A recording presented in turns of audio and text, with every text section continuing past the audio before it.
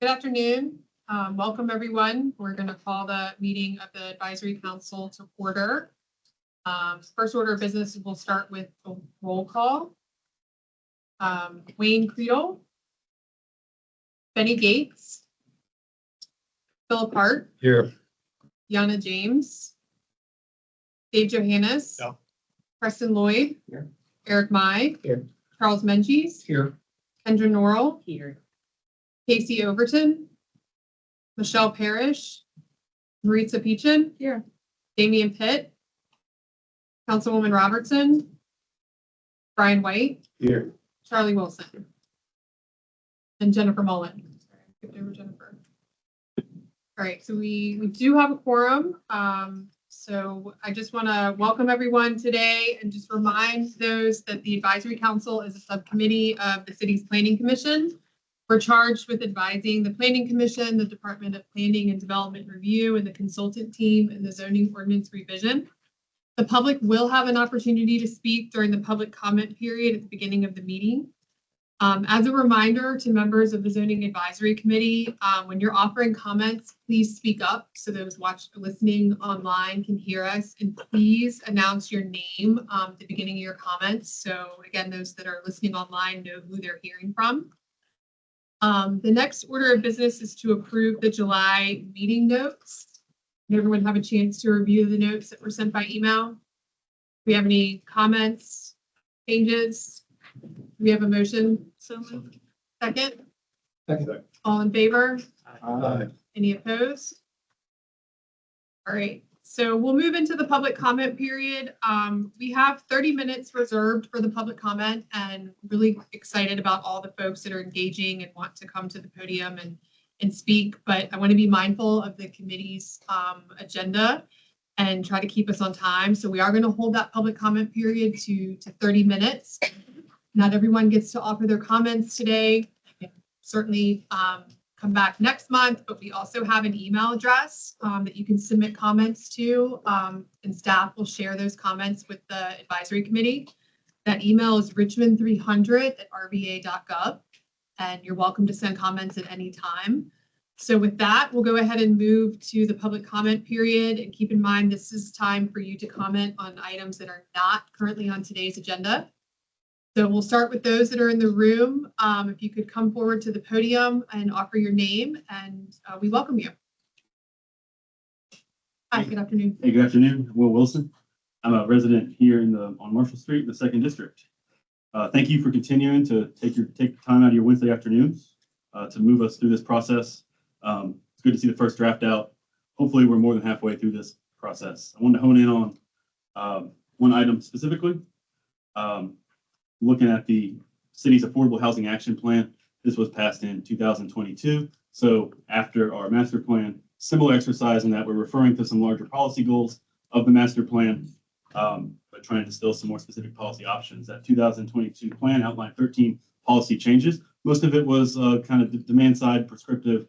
How do we go in and prioritize funding around affordable housing funds? It did provide some supply side land use provisions as well. Specifically policies 8 and 9. Policy 8 is something we've talked about before in the city. It's ADUs, allowing ADUs across the city by right. Check there. I'm glad we're continuing that through this current exercise, as far as I can tell in the district text. Policy 9, though, is different. I'm going to read it. Policy 9 aimed to amend the zoning ordinance to allow 2 and 3 family dwelling units in all residential districts. So looking at this code, this draft that's come out now, with the goals of the Affordable Housing Plan, we are falling short in this first draft. So I'd like not to go unaddressed. I think if we're falling short of that goal, I'd like to see some conversation around that. I'd like you all to press our Planning Commission why we're not taking this opportunity to meet that policy goal. Seems like an ideal time. Couple options. So this is in alignment with recent changes in cities like Austin, Minneapolis. Oregon allows cities over 25,000 people 3 units by right. So this is in alignment with what progressive cities are doing across the country. If we can't get to 3 units by right, so what I'm asking specifically is those RD and those RAA district, take it from 2 to 3 units by right. If we can't do that, I'd like you to play with that. I'm not the expert. you all have some ideas as well. The planning staff might have some ideas. If we can't do that by right in all the districts, let's focus on RAA first. That's a residential attached district. Let's start there. It allows buildings up to 3 stories. Virginia State Code allows single stair buildings up to 3 stories. It's a great opportunity to allow 3-story triplexes, split level triplexes. There's a lot of existing stock that's within those RAA zones currently. Already have 3 primary units on the property. So let's take another look at that RAA district. Specifically, we do want to emphasize that I'm calling for 3 units across the residential districts, but RAA, the most priority. It's in a lot of the urban context. The next jump there is, I think, RAB up to 6 to 8 units. I think there's a little room to grow that RAA a little bit. If we can't do that, some other options, some ideas to allow that 3 unit and to meet that goal are allow that 3rd unit as a conditional use in that RD. Allow it to the Board of Zoning Appeals, perhaps. Okay, yep. Or create a new RAA district suitable for future mapping. If we can't do it, we're not bold enough to do it now. Let's do it in a future zoning exercise. Thank you. I failed to mention at the start of the comment period, we're going to have 3 minutes for each speaker. Welcome, sir. My name is Harry Charbois. I live in Ginter Park. I just wanted to mention, and everyone talks about infrastructure as far as what the city is dealing with.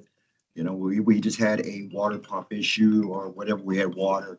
But the bigger issue is you guys are adding density under affordable housing, however you want to do it. But Richmond itself, it has a lead water problem, public as well as private, that they have to address, and they have to 2037 to get that done, as well as the combination sewer overflow problem.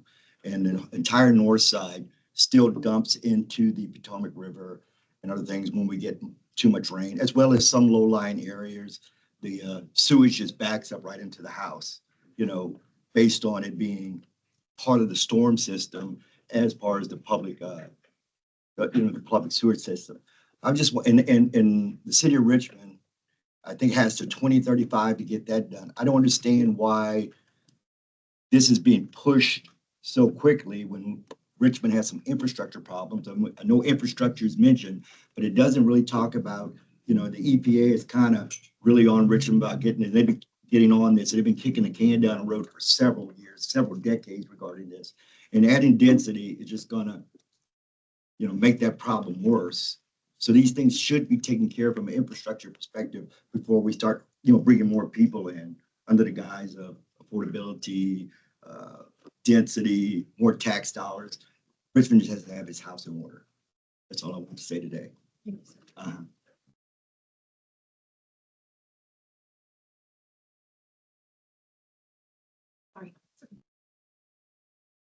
My name is Patty Merrill, and I speak today as the owner and resident of the same home in the 1st District for 24 years. Richmond has a housing affordability crisis, and some of the proposals in Code Refresh may give us additional tools to address that problem. I support the concept that Richmond needs to revise its 50-year-old zoning code to reflect today's urban environment. However, I've also wanted to better understand what the research on upzoning shows. I recently came across an article from the Boston New England Urban Land Institute entitled "Upzoning is Necessary, but Is It Sufficient?" The article highlights that despite the promise of upzoning, the evidence of its success in addressing affordable housing, particularly missing middle housing, is minimal. However, the biggest surprise in the article was its citation of a Virginia Housing Commission report that concluded, upzoning, while effective, does not necessarily produce housing at the desired pace or scale, and zoning reform only creates improvements in housing stock and affordability in limited settings, is only a partial solution to affordable housing issues, has the greatest effect on moderating the costs of higher-end rental units, and may not produce additional affordable rental housing for low to moderate income households. This, of course, led me to both the report and presentation made to the Virginia Housing Commission. I'll highlight only one of many findings. Research shows that areas that have relaxed land use regulations to allow for greater density may not necessarily experience more housing construction in the short term, but are eventually likely to see growth. However, there is no consensus in the research as to whether these zoning changes produce changes in the housing stock and affordability that are statistically significant. If affordable housing for low to moderate income households in Richmond is our North Star, let's be strategic and bold about making changes that will actually move Richmond in the right direction. A duplex plus an ADU by right in every residential zone will not have a statistically significant impact on the availability of affordable housing. However, the fight over this issue will leave everyone in Richmond battered and bruised and will likely result in the same litigation that Roanoke, Charlottesville, Alexandria, Arlington have experienced to no successful end when they tried to mandate the same thing. I have copies of the materials for Mary Ann, and I thank you. Good evening, everyone. My name is Emeka. I'm here to read on what I'm. Hello, committee. My name is Emeka. I am a member of the Richmond chapter of New Virginia Majority, a tenant on Chamberlain Avenue, and a bus rider. I am here today to share with you about why we need to carefully think about zoning requirement and transit-oriented development for my neighborhood. Route 1 bus has the highest riding of all GRTC local lines, which is why we are in need of a new BRT line in this area. In addition, Chamberlain is one of the largest area of market rate affordable housing in the city. It is a special part of this neighborhood and makes it at a particular risk for gentrification. Like many of my neighbors, Bloom Apartment was an affordable option when I became a tenant here 10 years ago with a voucher, which I don't have now anyway. Since then, the rent has increased significantly, but it is time much more affordable than most other market rate housing in the city. The fear we have is that our homes will be on the chopping block and be knocked down. This area is special to many of us who had no other option for affordable housing and also access to the bus. Please ensure that our zoning updates will not take away our homes. Please also make sure that the north-south BRT line brings the bus to us and the necessary safety features. But we don't need development created for attracting new people to the vulnerable committee.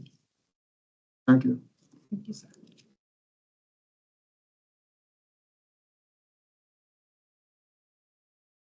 Yeah. Hello, everyone. My name is Rachel Hefner, and I am an organizer with New Virginia Majority. I'd also love to make a suggestion to the group to have this meeting maybe a little bit later if possible. Sometimes 4 p.m. is very difficult for a lot of us who have jobs to be able to get here and contribute, especially tenants or folks who are working 9 to 5.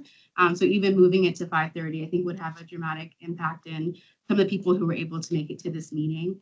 I'll continue and talk today about a few key priorities when we're considering zoning, especially when we're considering zoning one of the most unique parts of Richmond, which is the north side along Chamberlain. First, we need to make sure that any and all development has zero displacement impact. Second, when we're discussing transit-oriented development and the creation of the north-south BRT line, we need to focus on one thing: a safe and timely bus, not gentrifying this part of the community. Chamberlain Avenue is one of the most unique places in our city for many reasons. One major reality is that many of the apartments on this road are among the only semi-affordable housing that is not income-based. We all know that some of the first things that will happen with increased development is the demolition of these apartments. Even if you replace the units one for one with what you all consider as affordable housing at 60% AMI, that rent is still several $100s over what those tenants are currently paying. And we all know one-to-one replacement isn't going to happen anyways. So this is going to displace Richmonders at a mass scale if we don't take this into great consideration. As a transit organizer and former housing organizer, I'm asking you to simply give us the bus, the necessary crosswalks and bus infrastructure to access the bus safely. Additionally, there must be a strict set of rules for developers in this area that ensure relocation services for tenants in a demolition review. And after inclusionary zoning that's passed in this upcoming General Assembly, because we will get that, a mandatory affordability component must be made for all development. Also, I'm asking you to consider that development in this area is really scary because we know what development really means. It means developments to attract new and wealthy people and not to make sure the people who already live here can stay and have an improved quality of life. Thank you. Thank you.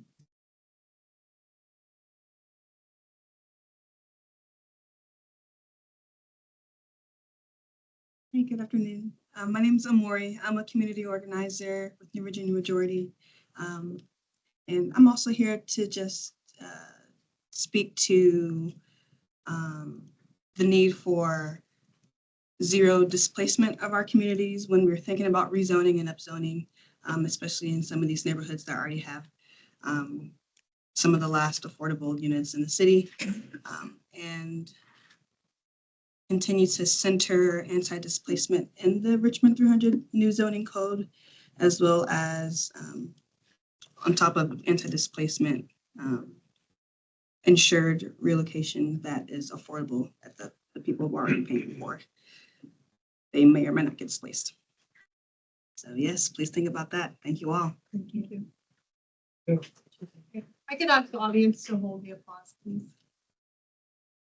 Hello, everybody. I'm Frank Damasio, resident of Rosedale. It's 3rd District. I have watched over the past several years as my assessed value of my property goes up. So does my mortgage payment because I got to pay that extra tax. It's not fun. It's never fun. Those of us that work with our hands for a living, don't sit under fluorescent lights, find it hard to survive in this city. I'm not in an affordable home. I'm in a home that I had to fight to get because I bought it post 2008 crash. I've worked all over Richmond and I've seen many neighborhoods where there is multi-generational families occupying a home. And you can tell from the outside, it's as much a struggle for them. House probably need painted 5 years ago. Maybe that deck on the front of the house is sagging a little bit. They're just trying to make it, trying to feed their families and all that. What I fear with the code refresh is that upon unleashing it, we will all see immediate rises in our assessed value because now our property can hold 3 times as many homes. And that kind of increase based on 3 homes on one property, that could potentially wipe out families who now, if they're on a mortgage, their mortgage payment's going to increase. If they're out of a mortgage, but they make their payments directly to the city, their property tax is going to increase. This is going to put more people in a financial bind, which makes them more susceptible to people that call me 2 to 3 times a day wanting to buy my property. They're giving me offers. I'm almost 2 times the assessed value that they're offering me now. I'm not selling, but there's a lot of people with choice pieces of property, especially east of me down Laburnum, that will give in at a much smaller number because they can see relief from their immediate financial burden, but they will be displaced. They will not be able to find a home to purchase because they've already got other problems, health bills, everything that most of us regular people deal with on a regular basis. Thank you. Hello, my name is Ross Crawford, resident in the city of Richmond. First time coming to one of these, so it's cool to get engaged. Something I'm passionate about is actual affordable housing. So as we look at rezoning, I really encourage you and everybody to think about luxury and what affordable housing is. We have a luxury apartment complexes going up left and right. A lot of them sit vacant. There's one right by my house that they just put up probably 20% capacity. I think we have enough of them. I recognize they serve a point in the city. I don't say get rid of them. They need to exist, but we have enough. And I think we should look at how do we build places and homes that folks can build equity in the city and actually own, not just rent, something that they can own, pass down to their kids and build that generational wealth. Something that just kind of thought in my head is, can the city use some of the grants, some of the money, some of the millions of dollars and take abandoned properties like what they have over there or downtown and build a condo complex and sell the units either at cost or at a discount. And you can put parameters on there, first time home buyers, low income, all kinds of things like that. But just really look at ways that we as a city can build new neighbors, new stakeholders in our community who pay taxes. That hurts. I pay a lot of taxes and I feel it. And I want more people to experience Richmond and be a citizen here and have a vested interest outside of just, hey, they work here. So thank you.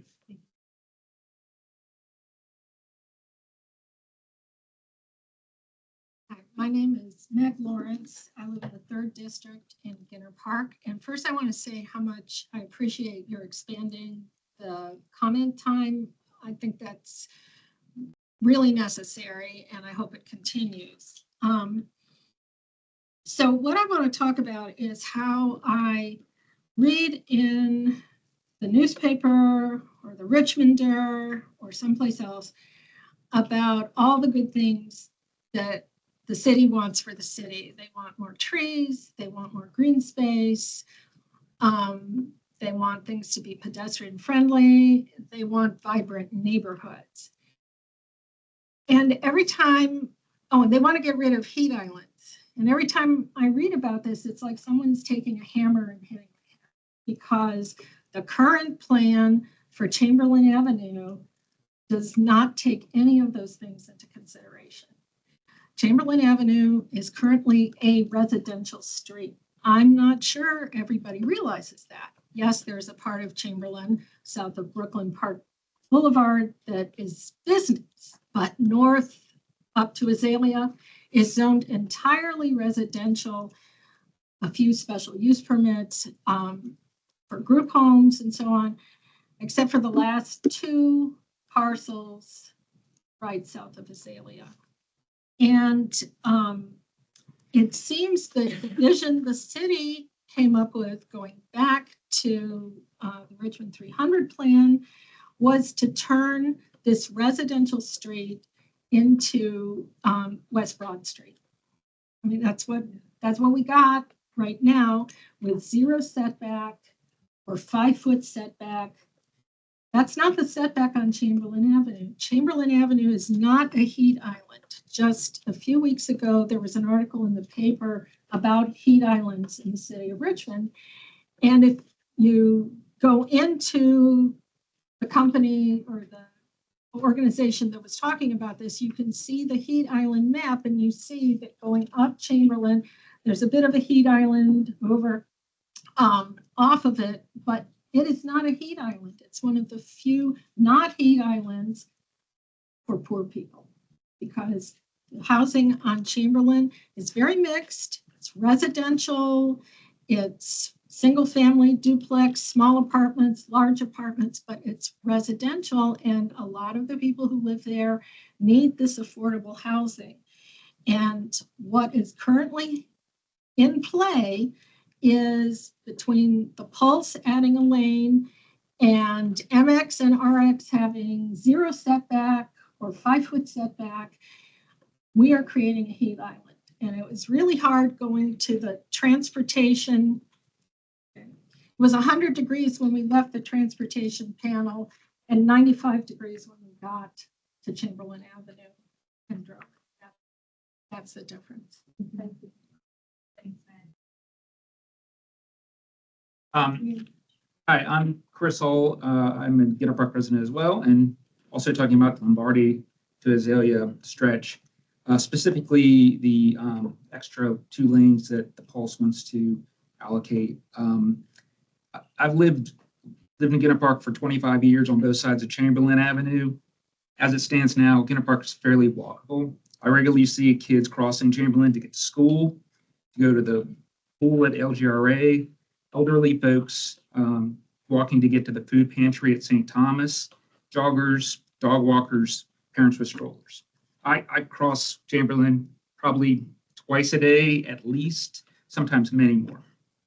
Certain times of the day, the road can be challenging. There are aggressive drivers, there's traffic. The current wide median allows a place to kind of get halfway across, wait for the traffic to abate, and get the rest of the way across. The current plan would eliminate nearly all of that, along with the tree canopy. And this is going to create basically a highway through the neighborhood. No one's going to want to cross anything like that on foot. I certainly wouldn't let my kids cross a road like that. It's going to destroy the walkability of the neighborhood. It's particularly unsettling 2 days after pedestrian was killed on Hull Street Road. And I feel like this is just where we're headed with that. Also, just widening the road are going to make people, aggressive drivers, more aggressive. They're going to swerve into the pulse lane and swerve out. We've seen that happen on Broad Street, or I have at least. And so it's just going to make things more dangerous. So I'm here to talk about that. I appreciate you guys listening to me. Thanks so much.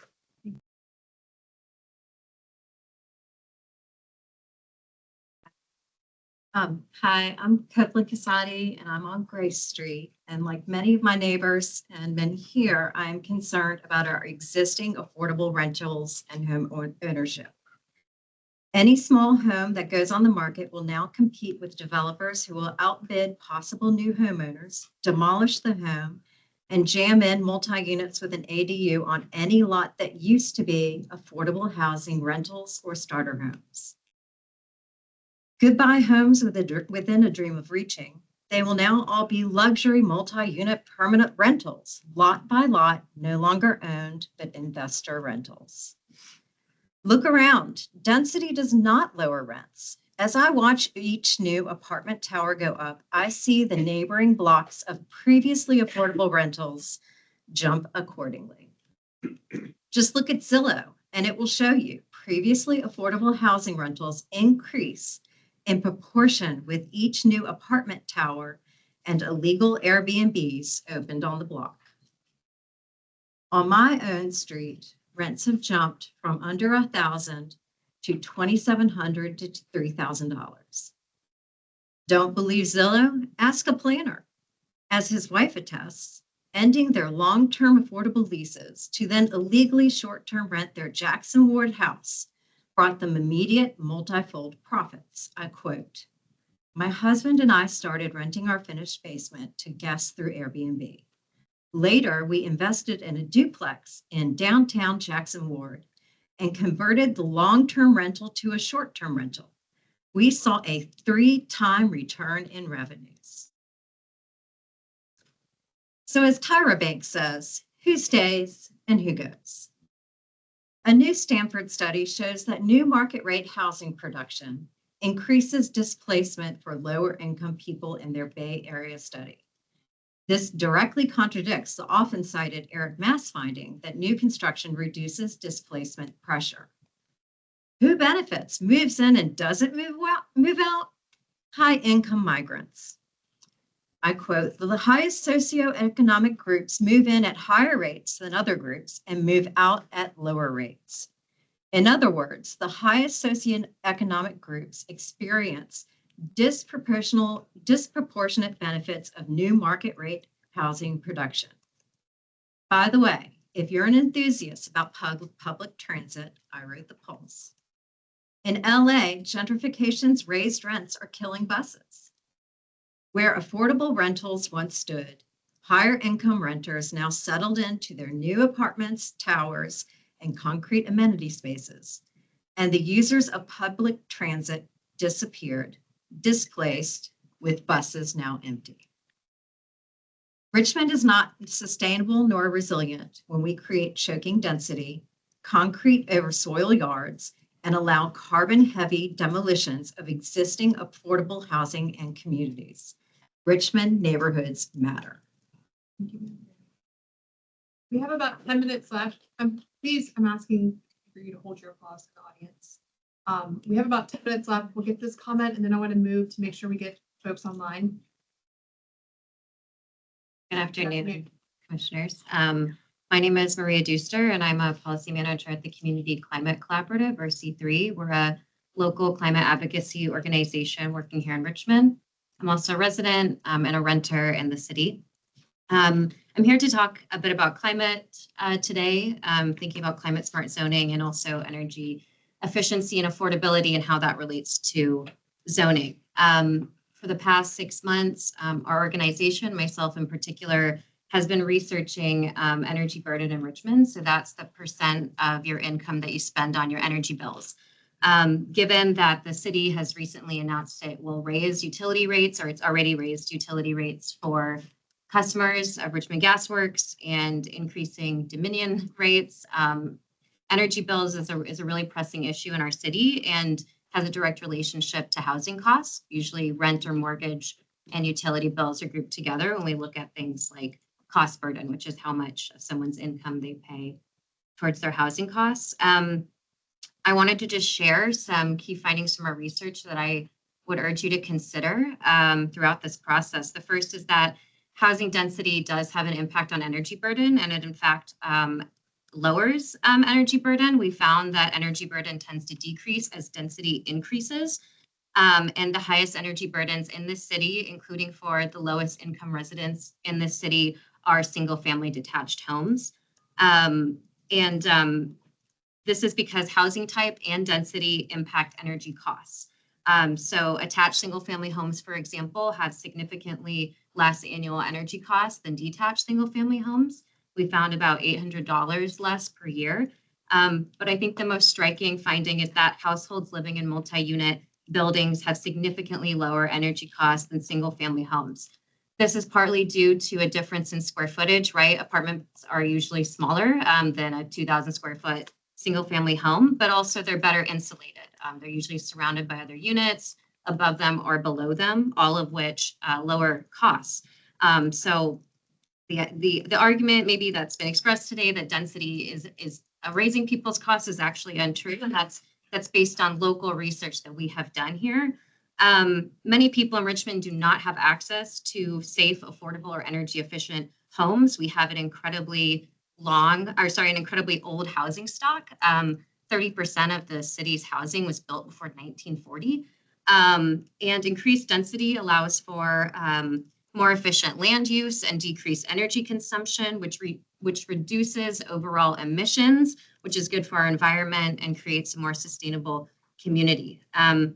I realize energy might seem like a really small part of this larger conversation, but it does speak to the fact that the types of buildings that we make easier or harder to build in this city do have a direct impact on people's lives, on their financial stability and ability to pay their bills, and their vulnerability to climate change and pollution.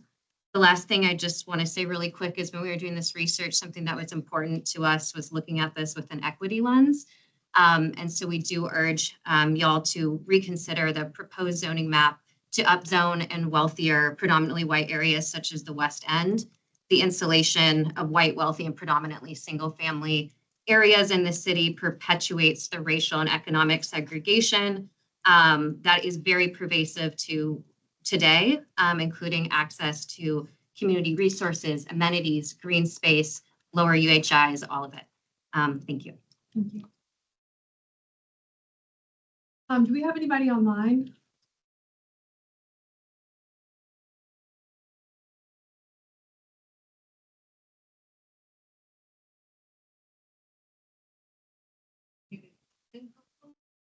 Okay, Kevin, you can hear us. Hi, can you all hear me okay? Awesome. I'll be brief. Good afternoon, members of the Zoning Advisory Council. My name is Kevin Cianfarini. I'm a co-lead with Climate Changemakers RVA and a resident of Fulton Hill. This zoning update is probably the best opportunity we've had in decades to reduce car dependency in the city, and with it, pollution. The Pulse has been a massive success in Richmond, and we should lean into that success while planning the upcoming north-south Pulse line. What's currently proposed along our transit-rich corridors in the city is a step in the right direction, but we should shoot higher. Particularly, we should consider higher densities that will allow more people to live, shop, and commute along both pulse lines. There's also some chatter about free on-street parking becoming more scarce as a result of higher density zoning. In my opinion, this is a feature and not a bug of our zoning rewrite. Abundantly available free street parking is a luxury incompatible with a growing city and a warming climate. We must prioritize housing, pedestrians, active transport, and public transportation over personal vehicles. Finally, the 1st and 4th City Council districts show a concerning lack of upzoning compared to other areas of the city. Aside from the obvious equity issues that the previous speaker so eloquently outlined, I'd like to highlight that these districts contain some of the most car-dependent neighborhoods in the city. We must upzone these areas to increase walkability, transit access, and reduce car dependency. With upzoning, we can limit suburban sprawl, we can reduce highway expansion, we can preserve untouched forests, and we can diminish fossil fuel demand. I'm broadly encouraged by what's being proposed in the zoning code, but I think the city should address some of its glaring equity issues. There are many reasons to zone for people and not cars, and the climate is one of them. Thank you. Thank you.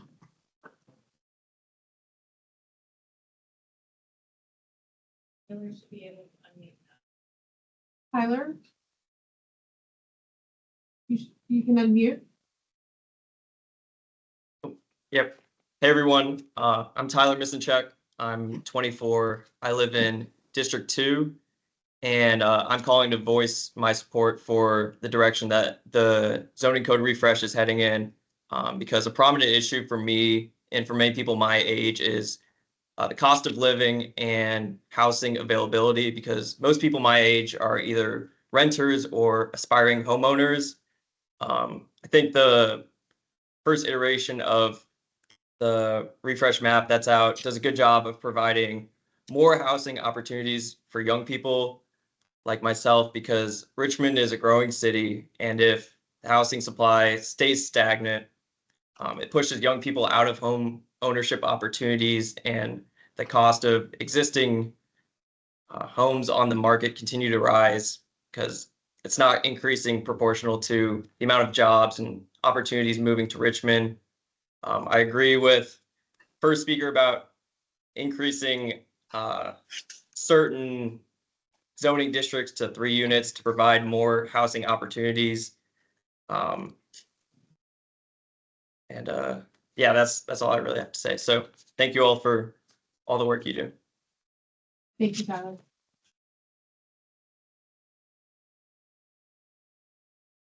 Steve should be able to unmute now. Okay. Steve's. Oh, did it work? Oh, hello? Okay, you can offer your comment, please. Oh, hey, how's it going? I'm Sleeves. Oh, my camera doesn't work. That's okay. I'm Sleeves Barnes and Funks. I'm up here in the museum. I'm here to say legalize the fan, baby.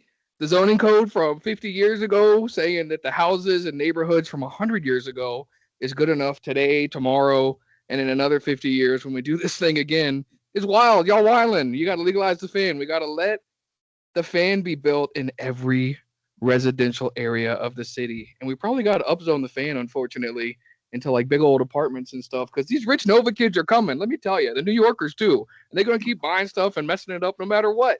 And they're either going to tear them down and build McMansions and all this weird stuff like everywhere else, or we could build more fan. So please legalize the fan. Help us out. Thank you. Thank you. So I've asked repeatedly to please hold the clapping. If we continue that, we're going to ask you to leave.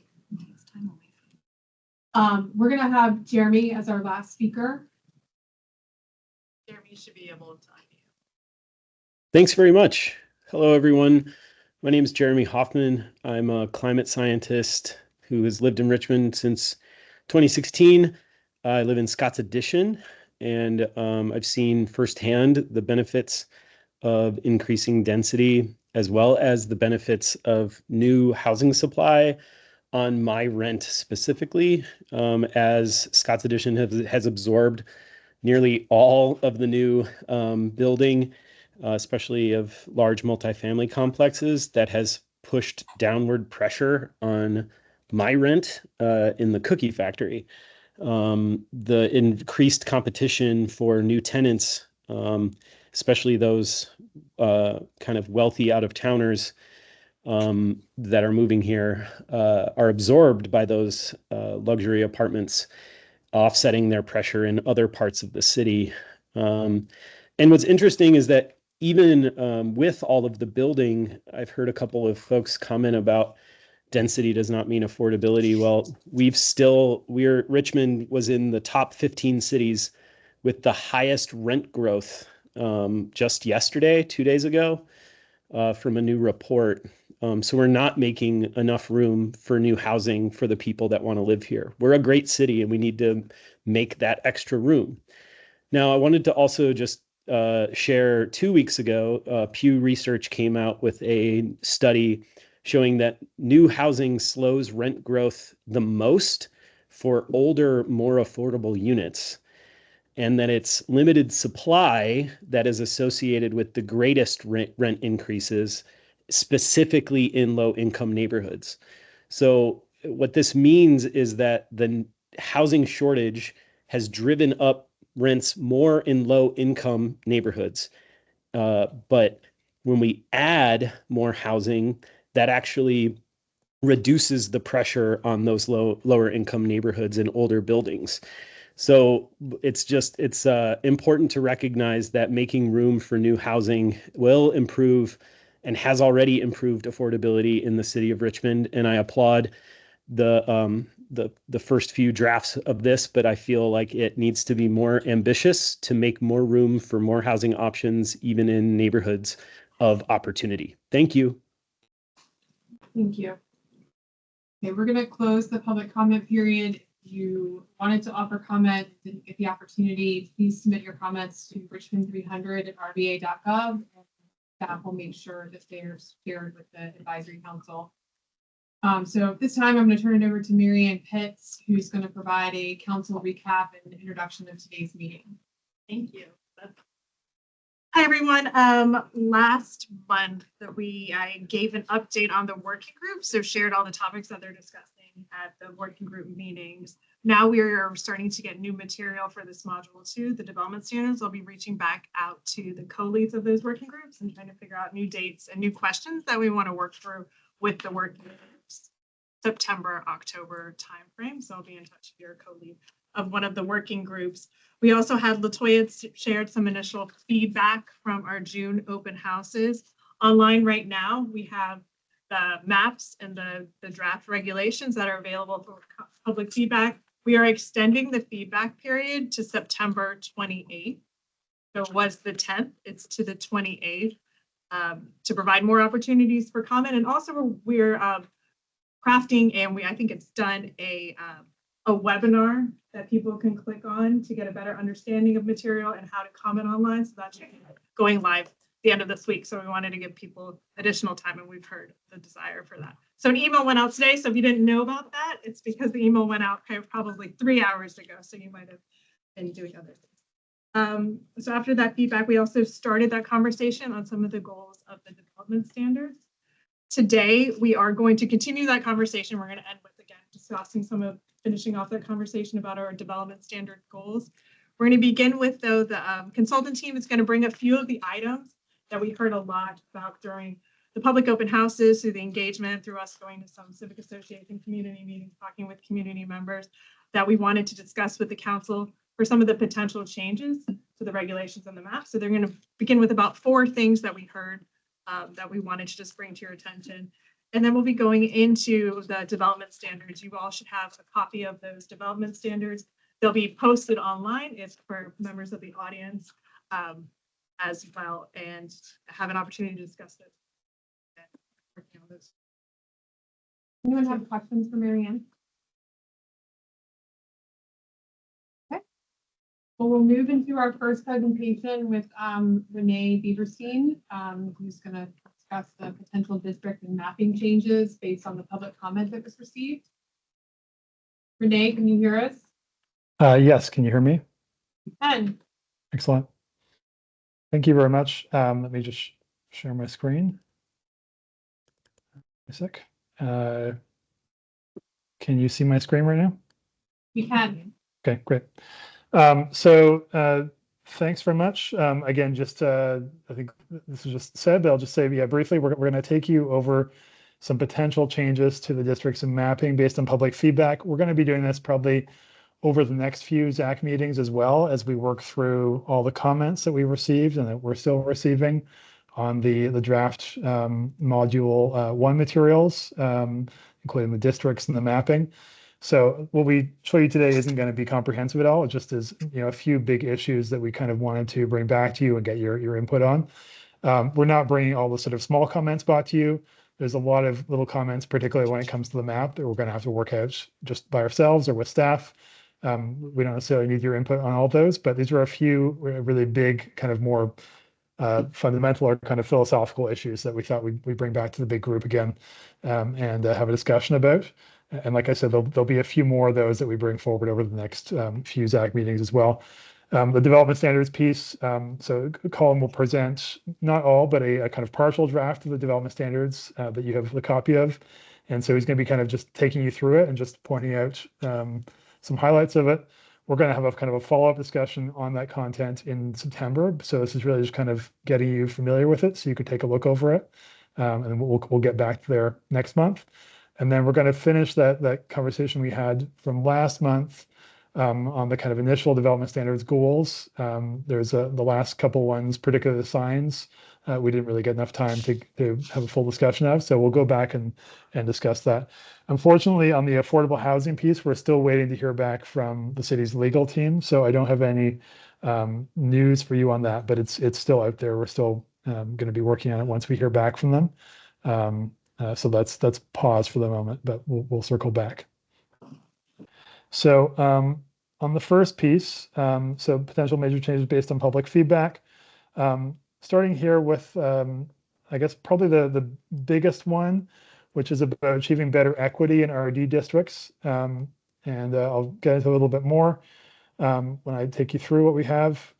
Then reviewing some of the building coverage, maximum building coverage requirements in RD and RA, front setbacks in some RX districts, and then Chamberlain Avenue is kind of a separate topic here.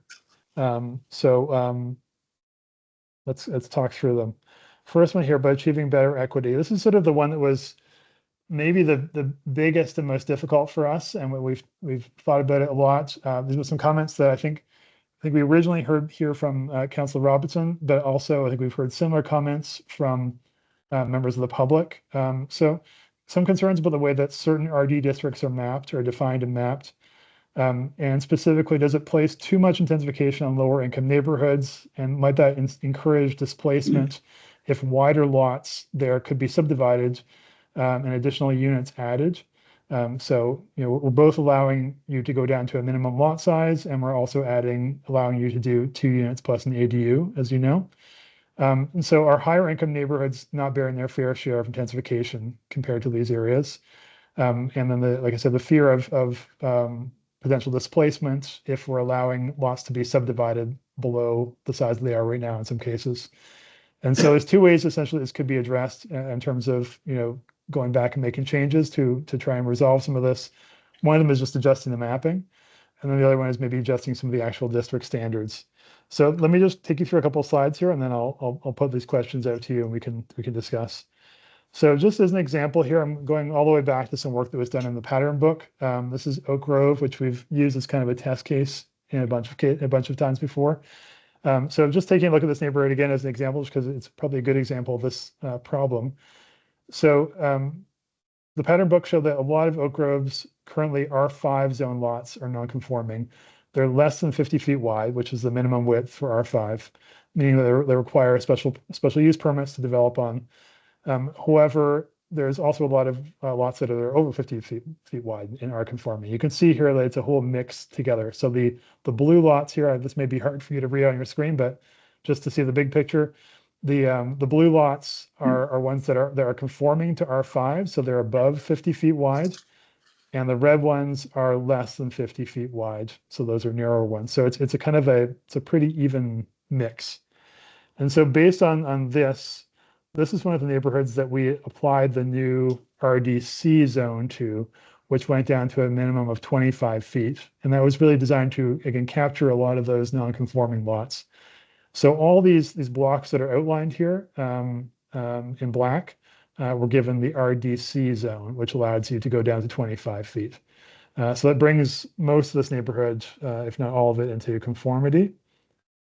However, because a lot of those lots are over 50 feet wide, it would also allow some of those to be split. So all the lots that are hatched in this picture here are more than 50 feet wide. So technically all those lots could be split in half to achieve a minimum of 25 feet. Not that it's likely to happen, overnight for sure, but there is that potential if we zone it like this. And then if we add these additional corner lots here, because we talked about allowing corner lots to be split up and applying that minimum lot width to the side street instead of the main street. So that, again, adds a bunch more lots that could potentially be subdivided. As a sort of a potential solution here, we kind of tooled around with, well, what if we change the definition of RDC to being 30 feet instead of 25? And we could try something else. We could say 35 feet or something. But this does kind of reduce the number of lots that could be subdivided, if that's the concern here. So from previously to saying 30 feet, but there's still quite a few that could be subdivided. And there also will be some that will be non-conforming that will be lots that are less than 30 feet wide. So it's maybe a partial solution.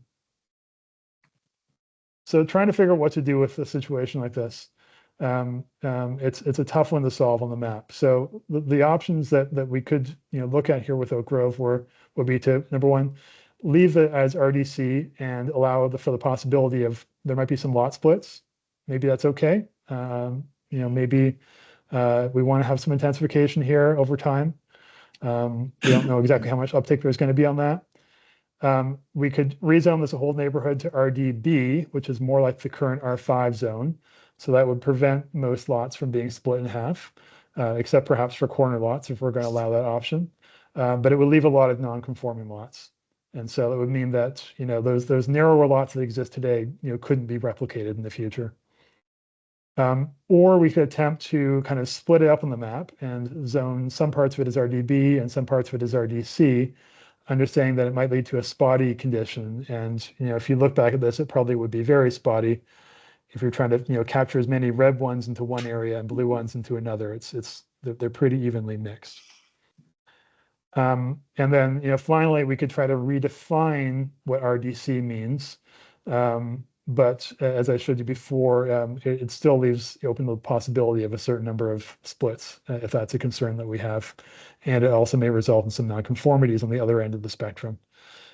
So I kind of want to just put this out to you and kind of get your feedback on it and see what you thought. And obviously this applies to other neighborhoods as well. So we're just kind of looking at Oak Grove as kind of a test case here.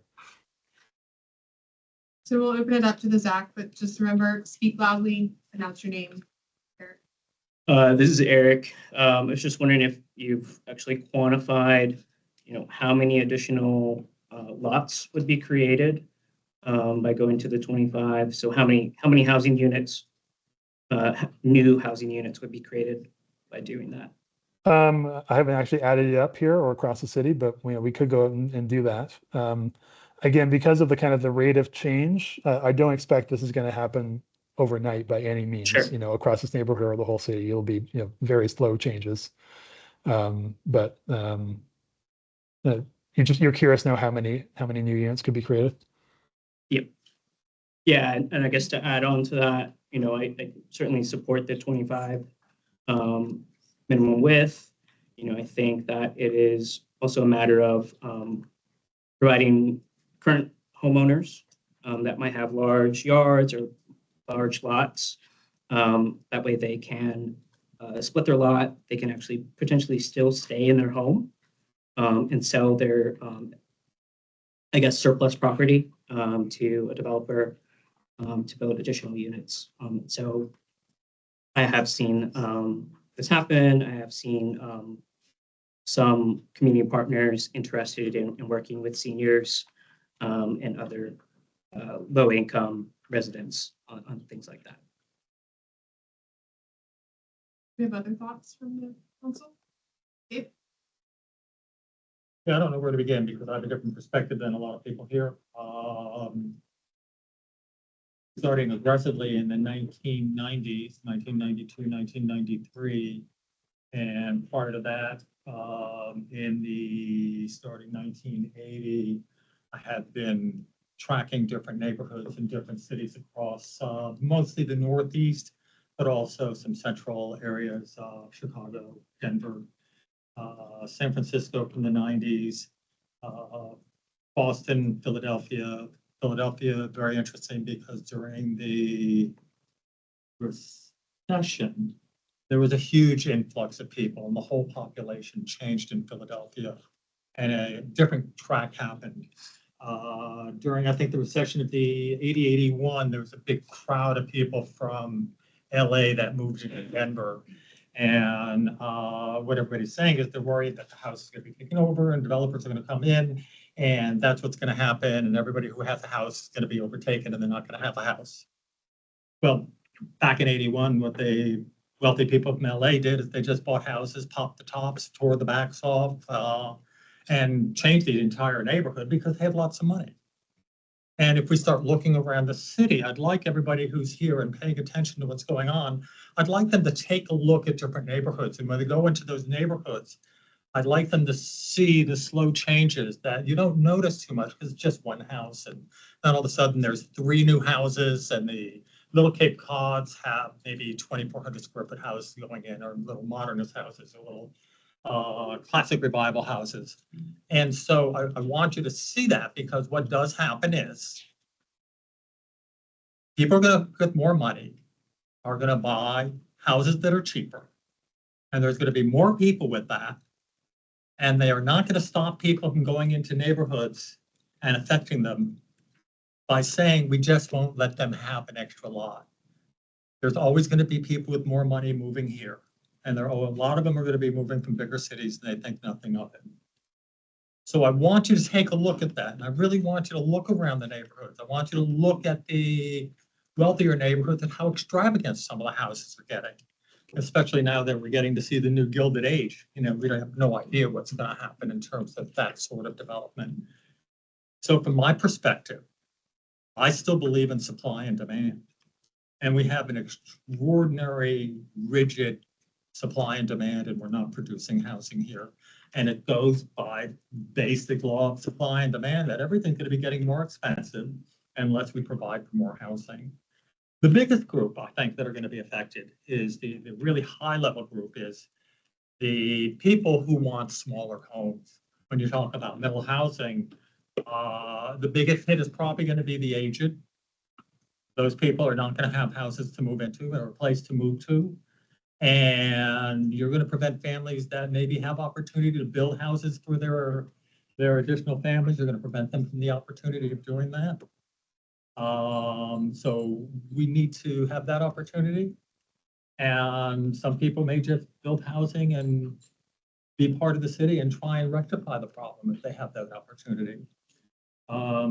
So I'm sticking with the plan. I'm sticking with the idea that we need to be developing more density. I'm also sticking with the plan that we need to be putting in decent transit so that people do not have to have cars. But cars are consuming 30–40% of their monthly costs when it comes to rentability. So all those things have to play in this. And so I'm looking for how to do it, and I'm looking for every neighborhood how to do it, but I'm not looking for every neighborhood to sit there and go, we don't want this happening in our neighborhood. So I'm for the 25. That was my question. I was gonna say, which one did you think was better? So I think that that Renee and his team are looking for obviously feedback, which they're getting, but I have a suspect feeling we're not going to come to consensus because this is a very touchy subject, but it's one we've talked about a lot in this group, and while I've heard from the community, is that the way the map looks now, you're seeing more density and areas other than the West End. So we've been presented, a potential solution that while Oak Grove is just the example, it would apply to all of the RDC districts. So I'd like the chance to hear what the council thinks so that the consultants can walk away with a general feeling of what amendments, if necessary, to this section should occur. Anybody else have? This is Wayne Cradle. I think I'm uncomfortable with any of the solutions if it's not going to take into consideration. I don't know if there's a factor or formula that we can predict displacement, probably not. But attaching a one-size-fits-all to an Oak Grove neighborhood that would impact a different neighborhood, to me, would make the problem worse. I definitely disagree with number 3, to rezone some parts, because I'm curious as to what does some look like, and who gets to predict, or who gets to name what does RBD and RDB and RDC look like. And so I am personally in between either keeping it to 25 or leaving the RDC, but increasing it to about 30. I think 25 seems okay, given fabric, and it's not like you're gonna be able to go smaller than that. That's good. I'm just curious on, it's not on here, but I'm looking at the descriptions. The 75% building coverage max, like maybe that is perhaps a little bit too high, kind of going to like wanting to continue to have some trees. Yeah, we're going to get there in a sec. We're going to talk about building coverage next. Okay, great. And then we're going to talk about blank walls, or should I save that for another time? Didn't have that right now, but go for it. Just wanting to look at that a little bit more, because sometimes people need a blank wall for trash or a double side, like large garage or something like that. And so that can be a little bit difficult to meet in all situations. You're talking about the transparency requirements and maximum blank wall widths? Yes. Yes. Okay.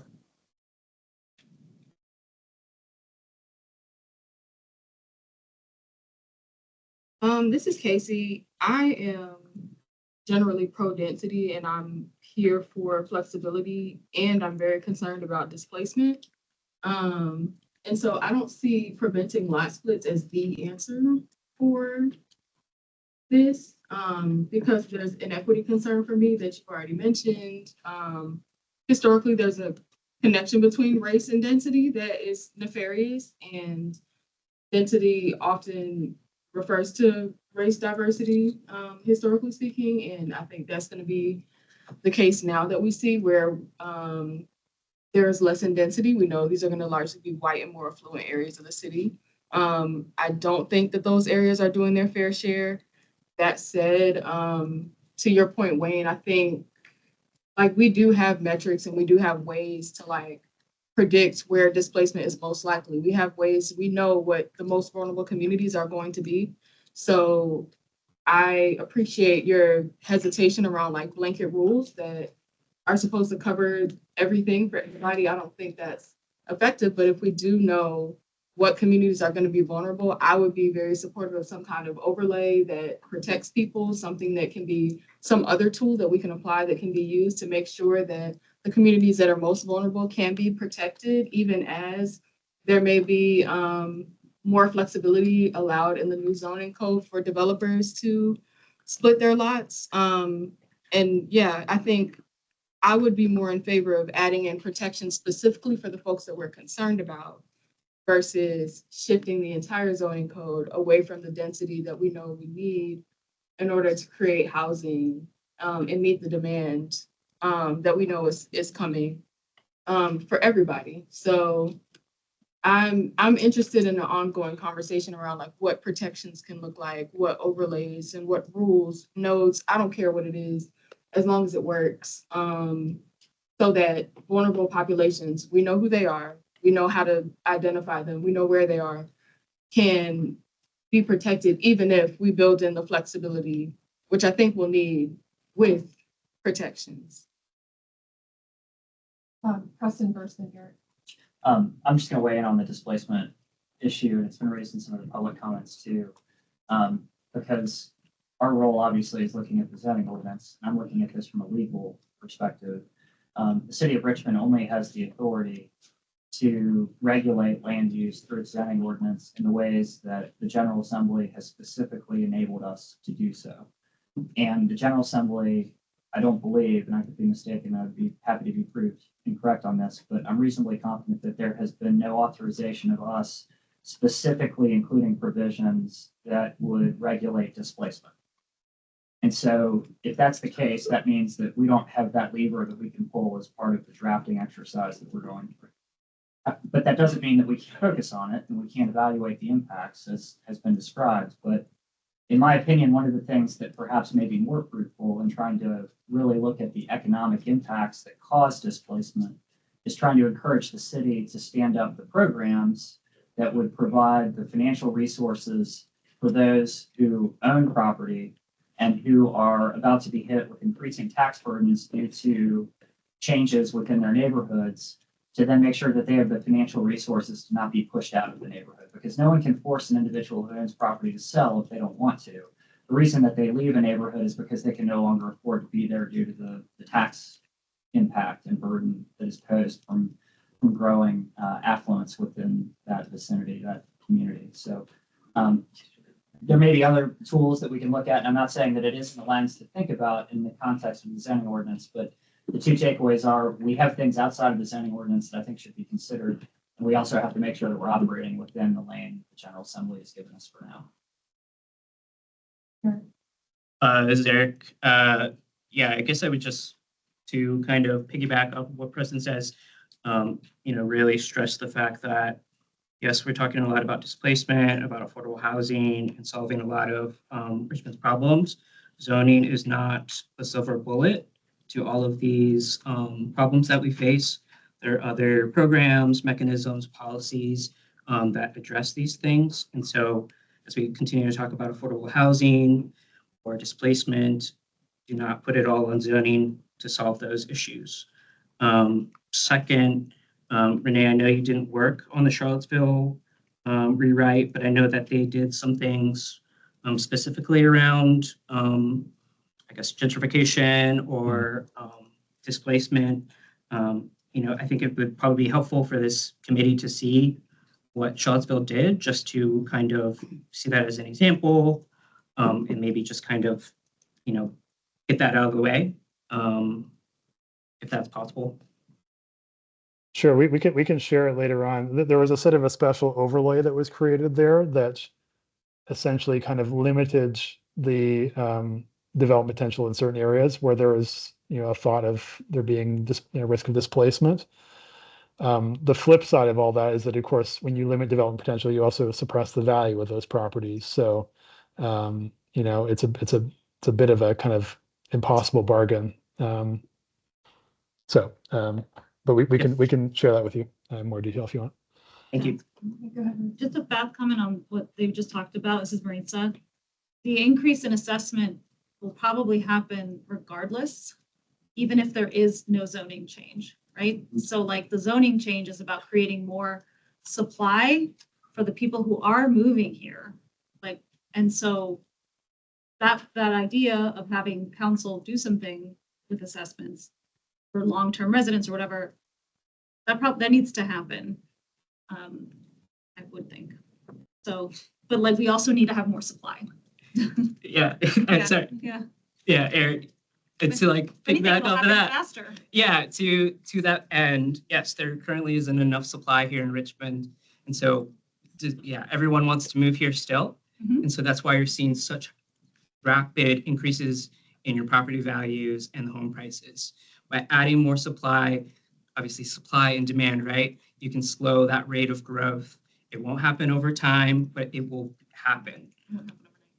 So I think, put that out there. yeah, no, I think, Say it. and I know we have a lot to get through and, but I think what I'm hearing is that overall, we want to leave the RDC because we want the possibility for split lots. Maybe we need to flip the minimum lot width, whether it's 25 or 30, but definitely need to be mindful of displacement and gentrification, because that is something as we're hearing from the committee and the public.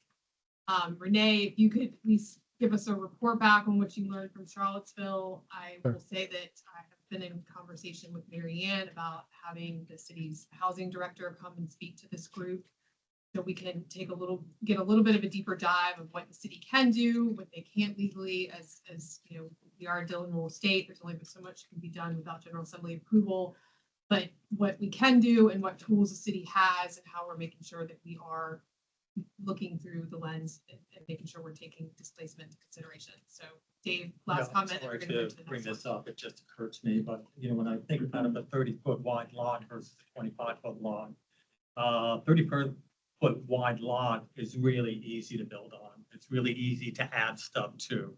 It's really easy to put more stuff on it. A 25-foot lot gets very, very tight. You know, you put 3 feet on each side for setbacks, and that 3 feet leaves you 19 feet. Having to, the idea of how that gets developed is much more difficult to add on to, unless you have alleys and things like that. It can be done, but it's just harder. So I'm just throwing that in the mix. 30 feet, easier to add stuff to. 25 feet, much more difficult. Yeah, thanks, Dave. I think that in most cases, the RDCs do have alleys.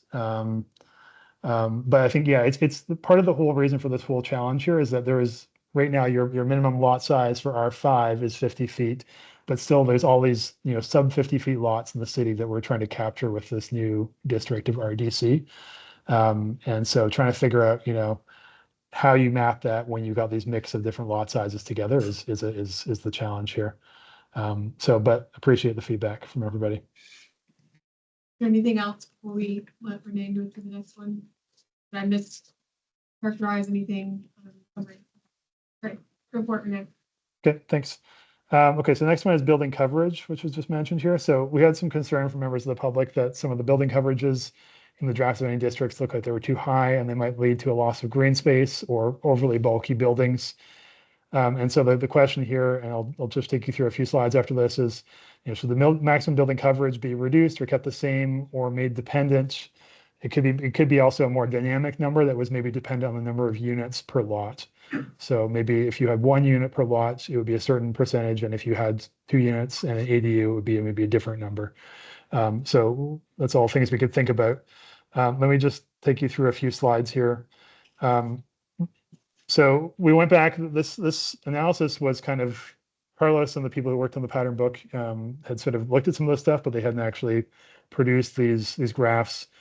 So we went back and did these calculations for the new zone areas. This is for RDA, and we just wanted to figure out what the coverage was for RDA and for all these other zones within RD and RA. So this is a kind of a bell curve graph that shows, looking over the whole city, what percentage of different RDA zones have different coverages. And I know the numbers in the bottom are really tiny and hard to read, but I'll just explain it to you. The median right now for building coverage on RDA zoned areas, at least according to this draft, is 12% coverage. But you can see under this bell curve here that, you know, there's at least a good number of buildings, you know, going all the way up to, you know, 20, 25, 30% coverage. And then there's some that go, you know, all the way up to the far end of the tail here. In our June draft that we put in front of the public, we said up to 40% coverage for RDA. Probably pretty high. The existing R1 and R2 districts, which are, you know, sort of the, in some ways, kind of the ancestor of RDA, I guess. They have 20% and 25% maximum coverages each. But keep in mind that today, you know, you're not able to build 2 units in an ADU. You're only able to build 1 unit plus an ADU. Just to kind of do a kind of illustration, these are some graphics that we've done shared to you guys for a different purpose way back a few months ago. I just went back and calculated these just so you could see. As an example, this little drawing here, which is like a lot that meets the minimum 90-foot width of RDA. So this is sort of in, an RDA lot with 2 units and an ADU. This is showing 15% coverage.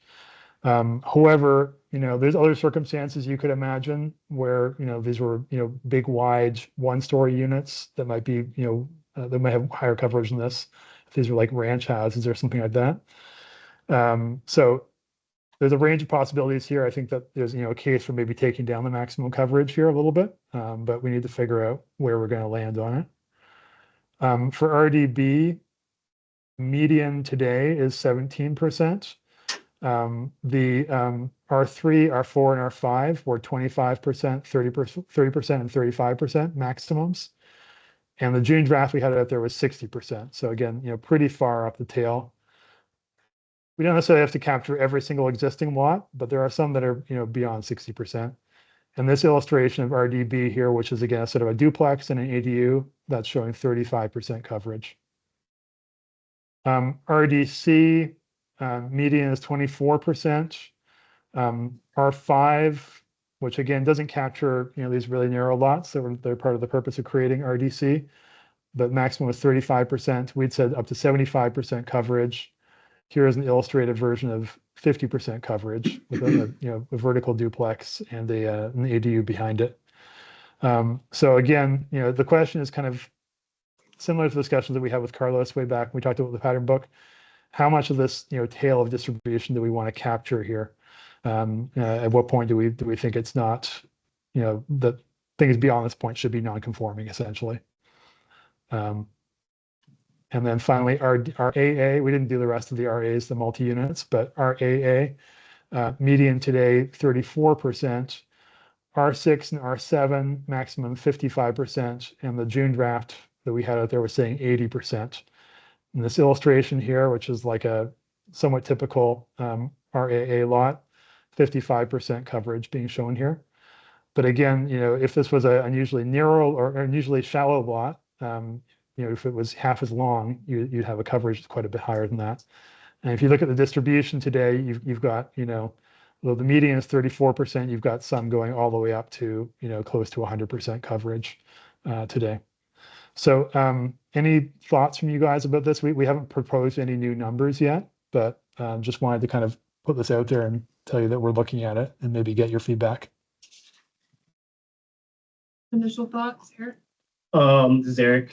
Well, I guess this is just kind of a general question, but it is given the opportunity to go to the max building coverage, say you were to make it 100%, is a builder or developer really going to take up 100% of that parcel to develop a building? And so my consideration would be no, because to have a house that you would want to sell, you probably want some kind of space, yard or green space. And so, I certainly support the max and letting, the market, deliver, whatever gets built, and also allowing property owners the ability to do what they want with their property. Yeah, this is Elizabeth Greenfield. I can't say I disagree with that. I live in a neighborhood in the first district where a number of houses have additions and they have built all the way to their back fence and they have the backyard, and that was the homeowner's choice.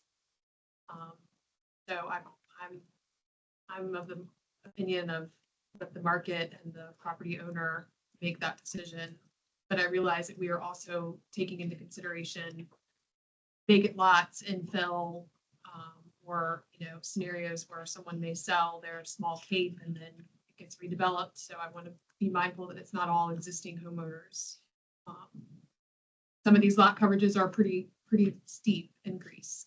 Rita? Won't they, this is Marita, won't they have to like comply with stormwater litigation too? So I mean, like single family, not really. Okay. It depends if you're in an RMA or RPA. Yeah. I don't do a lot of single family. But So just to give some references, I don't know how many people have been on the West Avenue Garden Tour every year. But if you go through the West Avenue Garden Tour, you'll see houses that I think have site coverages, will have little front yards. Maybe 65, 70%, you know, they have a garage and you walk in, you got a 3-foot space to go by the garage, get to the backyard, and they got maybe 10 feet back there. So just in terms of reference of what we have in the city. And then there's lots of really tiny lots that you see people developing right now. We're working on I think it's probably an 800 square foot lot, triangular shaped in Bird Park. And we're putting a little 3-story building there. And that's probably got 80% lot coverage. Putting that little thing in there, we're setting it back to the adjacent house in the front. It just goes back, and I think that's it. Maybe it's more like 70%. But when you get into the more dense neighborhoods, I think there's more opportunity to be much tighter than in the further spreads out. So the residential attached housing in the more dense attached zoning districts should be able to have higher lot coverage.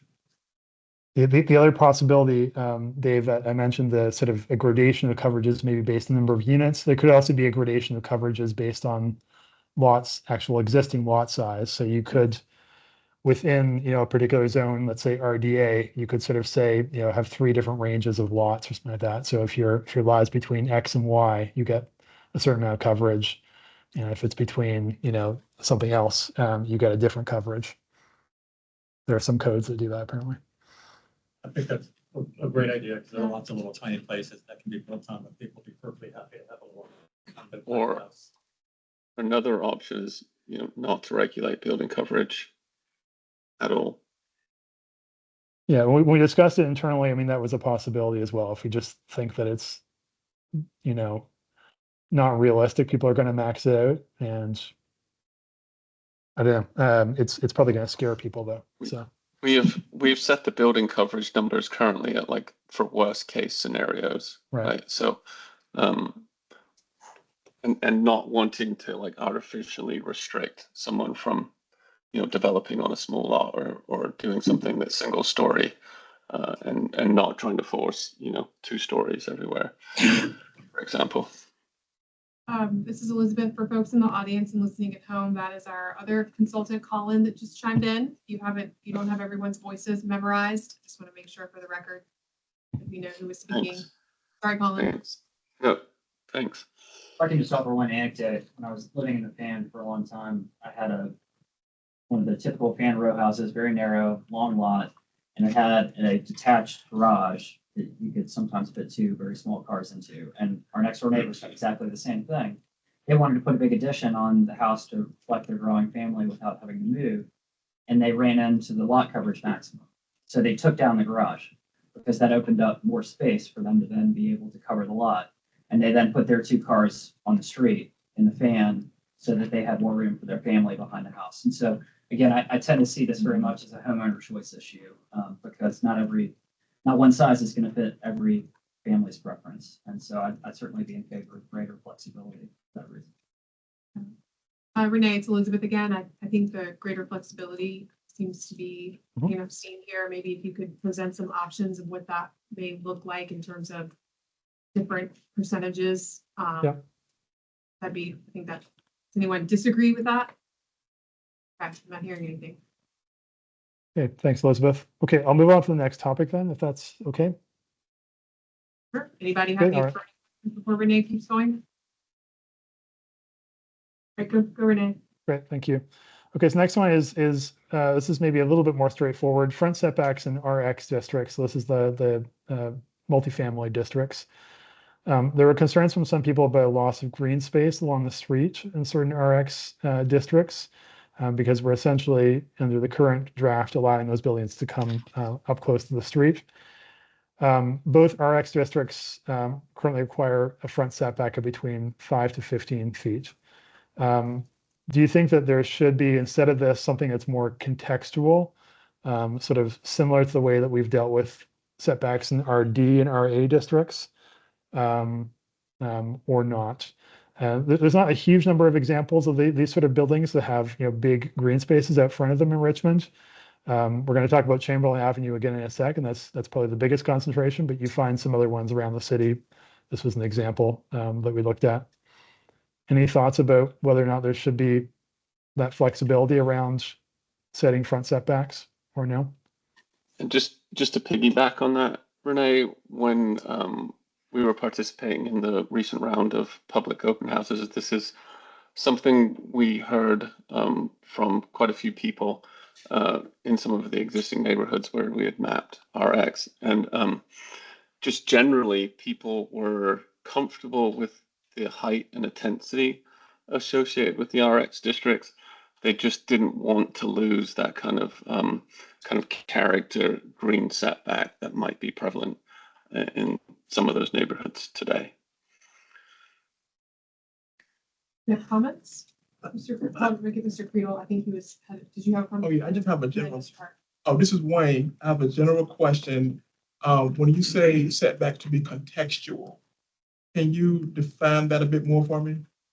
Sure. So the way that it works right now in the draft that we have for the RD districts is that your setback is defined by what your neighbors are. So it's essentially calculated from the neighboring properties around you. So if you're replacing a house in the middle of a block, you align to the adjacent properties, and so it varies based on where you are.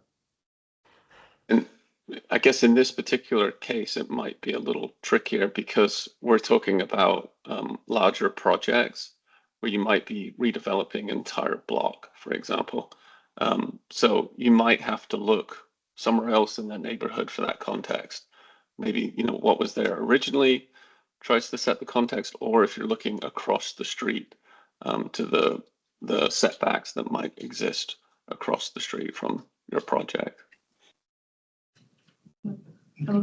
Well, Philip Hart, Wayne asked my question. I had the exact same question. What does that really mean, contextual? And thank you for the description. And that makes sense to me in a lot of contexts as we look at a lot of these issues. Is the present context as opposed to sort of a one size fits all. So I know it's more work and it's more subjective, but that seems to be, to me, I think that's going to be a better product at the end of the day if we adopt that really in other features as well, but here particularly in setbacks. This is Maritza. I guess what happens when it's not a really big parcel and it's a more narrow, long one, like you do see on Chamberlain a lot, and then you have to set it back, so then you actually can't, I don't know, build as much as you could have otherwise. That's just a question I have. If it's like a house-sized property, but it's Yes. zoned RX. Yes, because there's a lot of those that are group homes or single family homes, but mainly group homes on Chamberlain. Yeah, So so then, probably, go ahead. I mean, you would look at the lots next door or lots within 100 feet, as you do today. Some of your residential districts. We'll get Eric and Dave. This is Eric. Yeah, I guess I'm just looking at this in the context of the example photo that you shared here. If it is in this context, I would be against this kind of front setback. You're essentially creating a lawn that no one is using. It's an inactive space. And for what purpose, right? That is private property. And so I would be against kind of forcing this upon developments. Yes, I think my biggest concerns, I'm not as concerned about the context overruling depth of the front yard when the front yards get really extensive, because then we're losing a lot of territory, such as in the single family situation. What I am concerned about is when we start closing in and we have less and less room. If we do not have enough room to provide for trees or provide for protection for the pedestrians, then I feel that there should be some requirement for landscaping, which requires trees to meet the need to compensate for the lack of front yards. You might have to reduce the front yard in those areas. And if that falls within the prescribed 10 to 15 or 10 feet of area, that's fine. And then also, you know, this is probably going a little overboard. There should be setbacks occasionally or some sort of reduction in the massing of massive buildings going into smaller neighborhoods. They should be broken up occasionally with recesses or something. This is Eric, just kind of circling back. I think if it's an RX and, you know, there are residential units on the ground floor, then I would be a little bit more supportive of front setbacks that are provide that space or privacy. But if it is a commercial space, you know, a more publicly activated space, I would, you know, certainly support a lower front setback.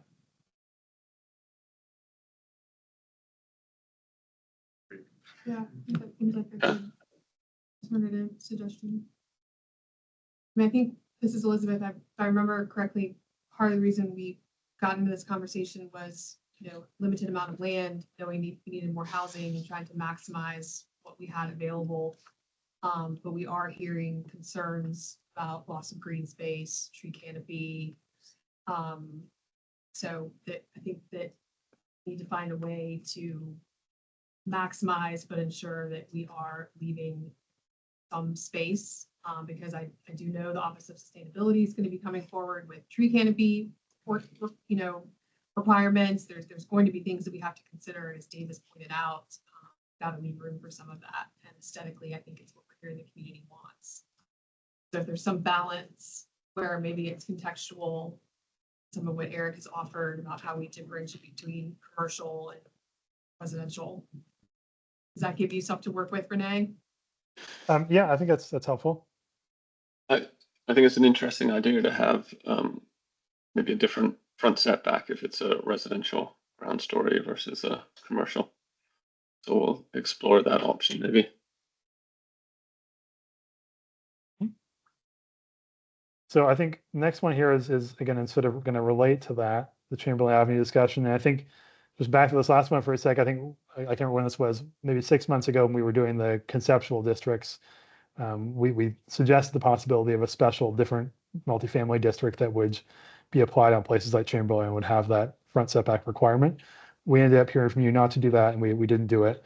But you know, it could be that this is a good compromise of having a kind of contextual requirement. To Chamberlain Avenue again. So Chamberlain Avenue is kind of I think as you've heard from members of the public, it's an unusual place in Richmond, quite different than a lot of the other parts of the city. It's characterized by a lot of these large, low apartment buildings, you know, set back behind a lot of green space. It's designated as a mixed-use corridor in Richmond 300, and it's a planned BRT route. But it's characterized by mostly residential buildings and that are relatively low density and a lot of green space. And so trying to resolve this issue here, this is a bit more of a planning issue than it is a zoning issue. So it's a little bit challenging for us to deal with here.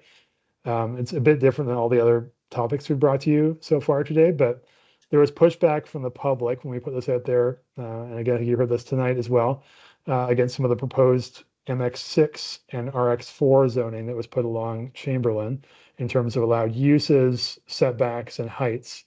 The way it was mapped out in the draft was MX6, so multi-use, mixed-use 6 along at the major intersections and where the BRT stops are, and then going down to RX4 multifamily in between those. But as we said before, there's the issue of the setbacks for the RX4. There's also the range of uses, whether you're allowing the full range of mixed use into here. And then there's the heights that are associated with these, you know, for example, going up to 6 stories. Just putting this back out in front of you guys, do you think these designations make sense as shown? Or if not, you know, how do you think we should change them as we move forward to the next draft? I'll just kick off. This is Elizabeth. I will say that whether or not the BRT route comes on Chamberlain is not up to this body or to the planning commission that we are ultimately a subcommittee of. I will say that if it does come, as soon as that becomes final, you're going to see development on this corridor. That's what we saw on Broad Street, and the development came before the zoning. And it was one special use permit at a time. So I think we need to be I understand the concern of turning this into a more mixed use dense corridor. But again, if BRT comes and it's like it's going to, that's out of our control. And I think we need to be forward thinking of what that street, that community is going to look like, knowing that it's highly likely that BRT is coming. Just my thoughts on that. Go ahead, Preston, and then Dan. Thank you. Preston Lloyd. I find myself really conflicted about this, and I listened carefully to some of the public comments. And it reminds me a little bit of some of the similar conversations that happened when the city went through the master planning exercise in connection with what became the BRT plan that then was folded into Richmond 300. And the similar concerns were raised by residents of Grace and the Fan in sort of thinking about, is density appropriate along Broad Street? And yet, from my perspective, it's really important for us to have high frequency transit in as many corridors as we can sustain as a city. And you want to be very intentional about ensuring that there's the density to then support the high frequency transit. And so I think Elizabeth made a great point about how we can either do it by one-off SCPs or we can do it by a comprehensive rezoning. I tend to find myself persuaded that that's a laudable policy goal to try to focus on transit-oriented development and key corridors such as this. And yet I also hear very clearly the concern about what that density is going to mean in changing the character of those existing neighborhoods. And so I don't know quite how to necessarily solve that apparent conflict. But I just wanted to sort of say I tend to find my way through it by really focusing on the transit and making sure that it's viable. Yes, Dave Johannes. So I've been remiss because I do not have a copy of the BRT plan. And I think it's really, from what I've heard and listened to, I think it's really essential for me to understand the BRT plan. And my concerns would be mostly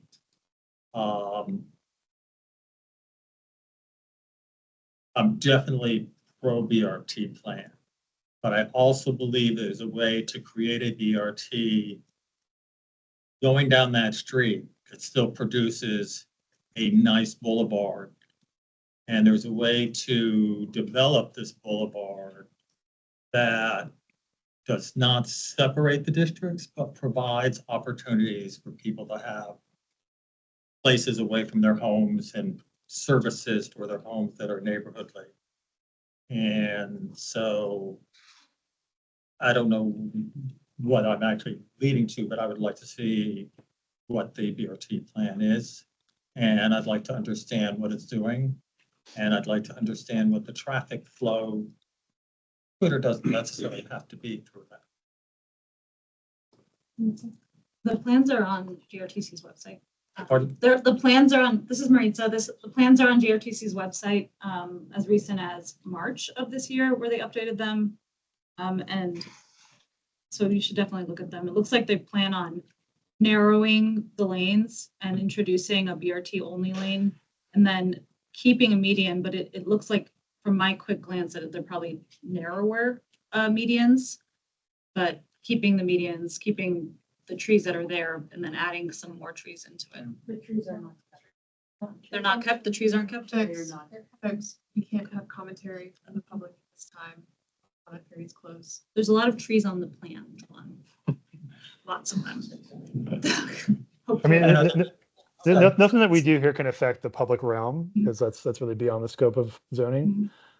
So again, we're just trying to think about narrowly here how we zone these private properties. Elizabeth, I believe the trees are being replaced, but we can get whatever's the most up-to-date information available to the council. That would be helpful. I feel the same kind of conflict as that Preston described. Wanting to invest in making sure that there's destinations and places to go and shop at these BRT stops is kind of important. And kind of allowing that to happen on a corridor that the city would be investing in would be good. But I do also understand the naturally occurring affordable housing and kind of made a note of like talking to people like Eric and others who know more about how to encourage that to stay as much as possible, and what policies outside of zoning can be implemented by the city to encourage that to stay.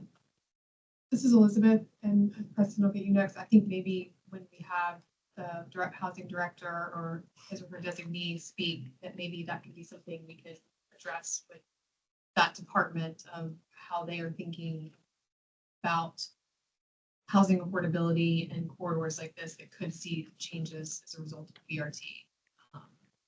What policies they have in place, just as Marisa has said, I think that's part of a bigger conversation with that department. Preston. I'm sorry, Preston Lloyd, an observation that came to me in looking at the exhibit here and seeing all the blue. I do know that not just in this corridor, but elsewhere, there are former structures that would have been originally constructed as a place of worship, that whether through SUP or otherwise have transferred ownership and are no longer being used as places of worship, but they've been designated on the future land use plan as institutional, which is problematic because obviously they're not being treated similarly to the other properties in the vicinity that may be designated as, you know, an MX category. And so I have some concern about the broad institutional use being assigned to anything that may have at some point in its life been a place of worship. And so I don't necessarily have a specific solution other than to note the concern and ask the team if perhaps there can be some options on how we take a different approach, because I think ultimately that's going to have a negative impact on housing availability. Elizabeth again, and then we'll get Eric. I think maybe we, again, hearing from the housing director, get the BRT plan out to the zoning advisory council. Renee, unless you need an answer today, I feel like No. there needs to be a little bit more discussion on this particular corridor, specifically because of the potential for BRT. And we as a group, it sounds like we might need some more information before the group is comfortable or there's consensus on making any additional recommendations on the proposed zoning categories and the heights, setbacks, et cetera. So Eric, did you want to offer a comment? And Sure.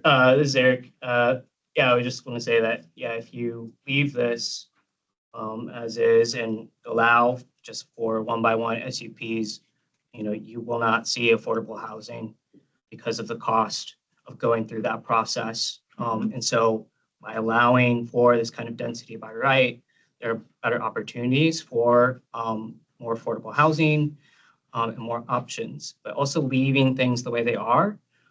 You will not see property owners or landlords or those bad actors take care of their properties because competition is not being introduced into this market.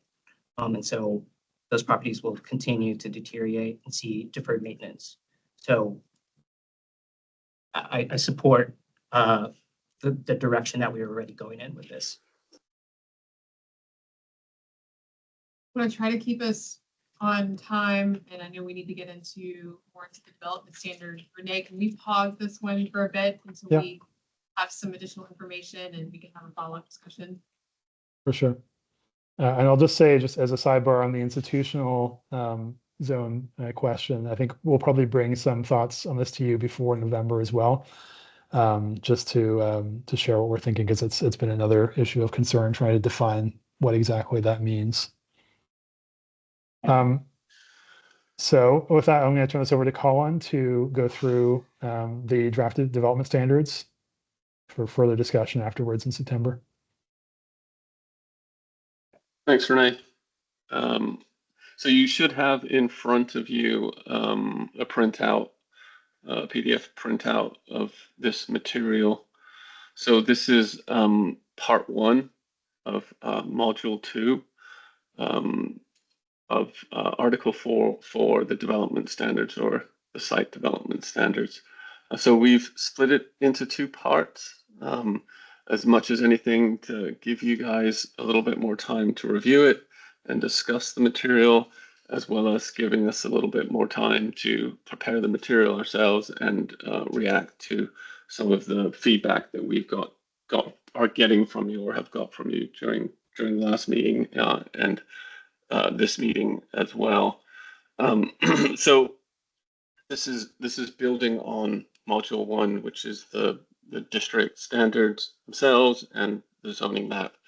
And although it may not be as necessarily as compelling as the districts themselves, this is still a very important component of the work.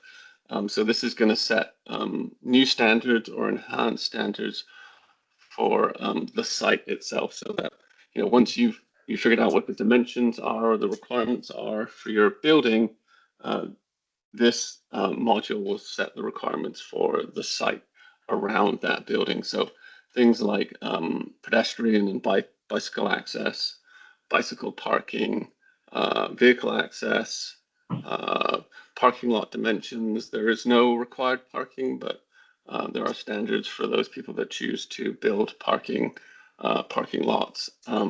Drive-through standards, loading area standards, and then very importantly, the transitions and screenings. So what do the transitions look like, and what do the screening requirements look like for when one district abuts another district? So I'm not going to go necessarily through this entire draft, but I'm just going to kind of hit on some of the key highlights of some of the key places that you should be looking at when you begin your review. So the hope is you could take this draft away with you today and spend the next 30 days or so looking at the draft, and then we can come back to the next meeting and discuss any of these issues at the next ZAC meeting. Next slide, please, Renee. So I don't want to skip past the applicability table because it is really important. So this is going to set the standards of when a particular standard applies to your project. So you saw a little bit of this in the first module. And so whether you're doing brand new construction, or whether you're adding to an existing building, or whether you're adding to an existing site or modifying that site, whether you're modifying a facade of a building or completely changing a use or completely renovating a building or just doing kind of maintenance and repair to a site or a building, will impact when these standards may or may not apply. So the first module that we sent out has the definitions for the project activities on that top row. So if you need those resent to you, please let us know and we'll get those back out to you so that you'll have a sense of what those means. But basically, if you are doing new construction, you'll see that a lot of these development standards, if not all of these development standards, are going to apply. And so this can become important when we're looking at redeveloping existing sites or redeveloping existing buildings. How difficult or how easy do we want it to make to redevelop in certain situations? So you'll see that if you're adding to an existing building, in this particular instance, we're proposing that only the bicycle parking requirements would apply. So you wouldn't have to meet the parking lot dimensions or the parking lot landscaping. So there are certain parameters associated with an addition. And so once you exceed those parameters associated with an addition, then you are considered new construction. And if you exceed those parameters, then you would have to bring the whole building and meet the standards for the entire building or site. So if you look at like parking lot dimensions, for example, they apply to new construction, and then they apply to if you're modifying an existing site or you're expanding an existing site, then the parking lot dimensions would apply to the area that you're adding or modifying to. It wouldn't apply to your whole site. Once you exceed the parameters of a site modification, that would be considered new construction, and you have to bring your whole site to meet the code. So I'm just going to spin you through some of the basic development standards here, some of the highlights. Next slide, please. So pedestrian access, I think, Renee shared some of this material with you to kind of give you a preview of it last month. But just this idea that when we are requiring street-facing building entrances, there should be a requirement that you connect those street-facing building entrances to the public realm or to the street. So we have three various types of kind of pedestrian connectivity here. Type 1 being the most pedestrian friendly, if you like, type 2 being kind of in the middle, and then type 3 being kind of a more auto-oriented, auto-centric. And so depending on what district you're in right now, you would have to meet the requirements for that particular type. So we're suggesting the MX districts are the most pedestrian friendly, so therefore you would have to meet the most pedestrian friendly type 1. So if you look in the draft, you'll see the particular standards associated with each type. And so, you know, clearly we'd love your input on this table. You know, maybe we should be making RX. Type 1 should apply in RX, for example. So we'd be very curious to hear your feedback on this particular table. Next slide. Do you want comments? Do you want to take them now, side by side, or So next month? Next month. Never mind. This is, as much as anything, this is just to give you kind of a quick introduction of the material. And then you guys can spend the whole of next month looking at this material, and you can ask questions or you can reach back out to us and we can provide additional guidance. But the idea is, yeah, we would be talking about this next month. So bike parking, you do have a bike parking requirement today. So this isn't necessarily brand new, but we just wanted to expand the bike parking requirement that you have today. So today it only applies to residential development. I believe you do have a requirement for parking structures that I think we need to carry over. So if you are building a parking structure and you provide a certain amount of parking spaces, then you have to have a certain amount of bike parking spaces as well. But this is basically moving the requirement up so that not only do residential uses have to provide bike parking, but non-residential uses as well would have to provide bike parking.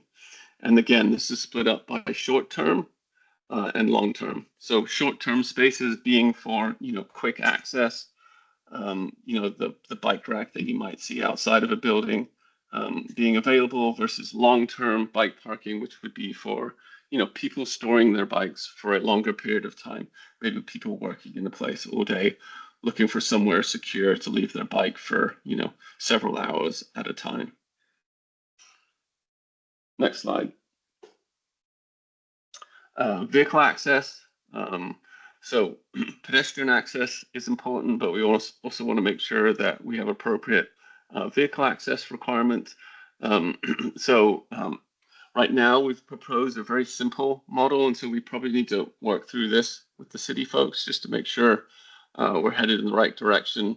But right now we're proposing a minimum spacing between driveways on the same site could be no less than 100 feet. And then driveways on abutting lots should be no closer together than 50 feet apart. So just a kind of a public safety thing, and then, you know, trying to limit the number of driveways. And then not only do we care about the number of driveways, but we do care from a pedestrian perspective how wide those driveways are. So there's a table here based on the size of your parking area would limit the width of your driveway and the number of driveway lanes, right? So in a kind of a typical single family setting, so a driveway serving up to 5 parking spaces, we're suggesting that driveways can be no less than 8 feet and no wider than 10 feet. And you'll see that kind of scales up as the intensity of the parking area increases. Next slide. And so, as I mentioned earlier, there's no requirement necessarily to put in parking. We're carrying that over your existing no parking requirement, but there are places that would choose to put in parking. So we just want to make sure that those standards are as clear as they can be. You currently regulate this today in the zoning ordinance. It's a little tough and a little difficult to understand. So we're just proposing as much as anything to kind of simplify the standards down to kind of parallel parking, 60-degree angled parking, and then 90-degree parking, which is like these are like the most prevalent parking angles that you might see today. And we're kind of removing that kind of interlocking requirement that you have, or kind of taking it out as an option, which I think is kind of making it harder to understand that section. You do have very small parking space dimensional standards, I will suggest. So we've carried those over. Didn't necessarily want to increase the size if we didn't have to, and then making sure that there is the ability to continue to allow for compact parking spaces, but making sure we don't get too many compact parking spaces in any one parking lot or any one parking area.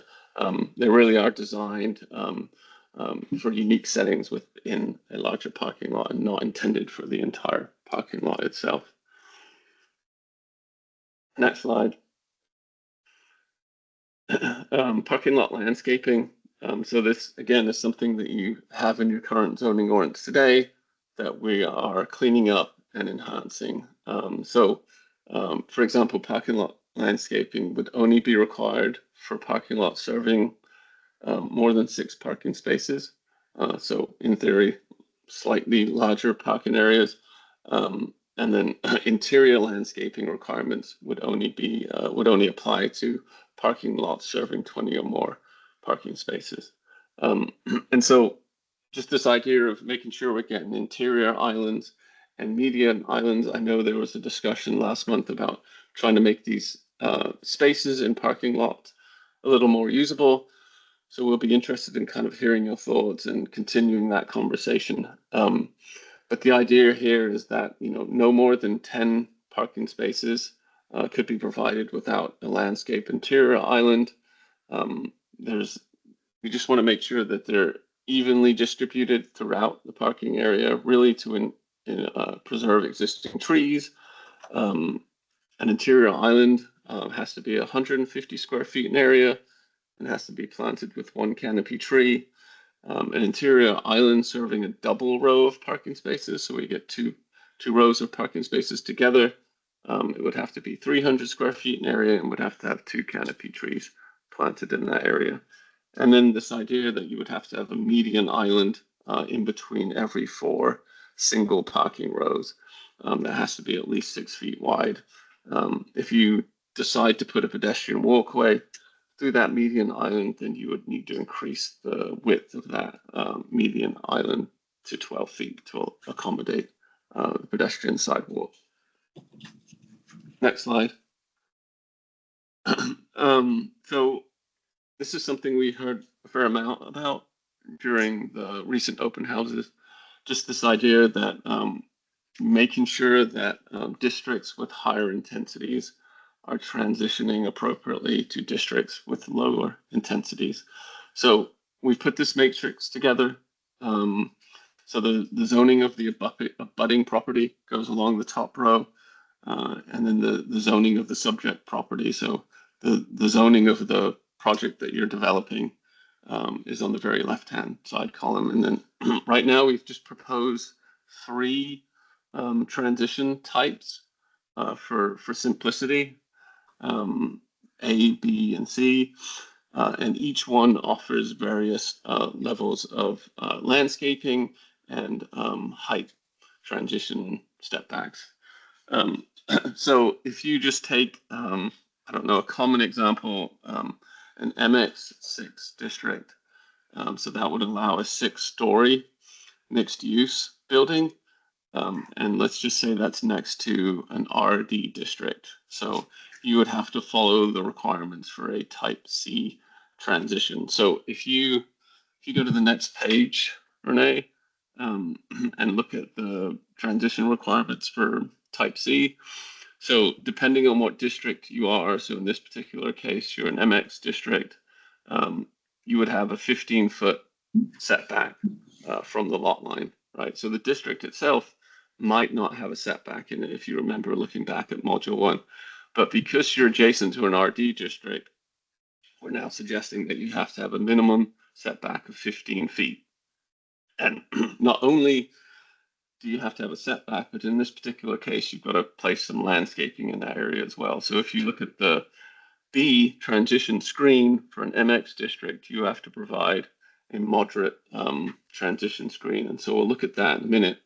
But then from a height perspective, the district allows 6 stories, right? So we're proposing a kind of a step back system that steps back the building, the taller it is, right? So it's not a 45-degree angle that you might have today in the TOD district, but it's more of a stepped example here. So you can go up 3 stories, which is the height of the abutting district in this particular case. In an RD district, you can do a 3-story building. So we're setting that first step back at 3 stories. So once you get to 3 stories or 35 feet, whichever comes soon, then you would have to step your building back a minimum of 15 feet before you go up on the next story. So 4 and 5 could then go up. And because you're doing a 6-story building in this particular case, you would then have to step that top story back another 15 feet. All of this to try and reduce the impact of taller buildings on the adjacent RD development, for example. So if you look at the screening, the transition screening requirement can be moderate or heavy. In this particular case, it's moderate. If you go to the next slide, you'll have what we're calling these transition screens. And depending on whether it's light, moderate, or heavy, there's different depths associated with that landscape screen. And then there's different planting requirements. And there's 2 to a page in the document that you're looking at. And so we've tried to set these up so they're a choice. So if you're required to do a light transition screen, you can choose from either one in this particular case. So there's one version with a wall or a fence, which means you have it's narrower, so it uses less land because you're providing a wall or a fence, and there's less landscaping requirements, so you don't have to provide as many trees or shrubs in this particular instance. So if you look at the light transition screen, only has to be 6 feet wide, and you have to plant 2 canopy trees and 5 shrubs. But if you decided that, putting in a fence is something you want to do, you have more land area, then you can provide a 10-foot wide screening area, and you can provide 2 canopy trees, 1 understory trees, and 10 shrubs, for example. So that's kind of the general approach to transitions and screening between abutting districts. Next slide.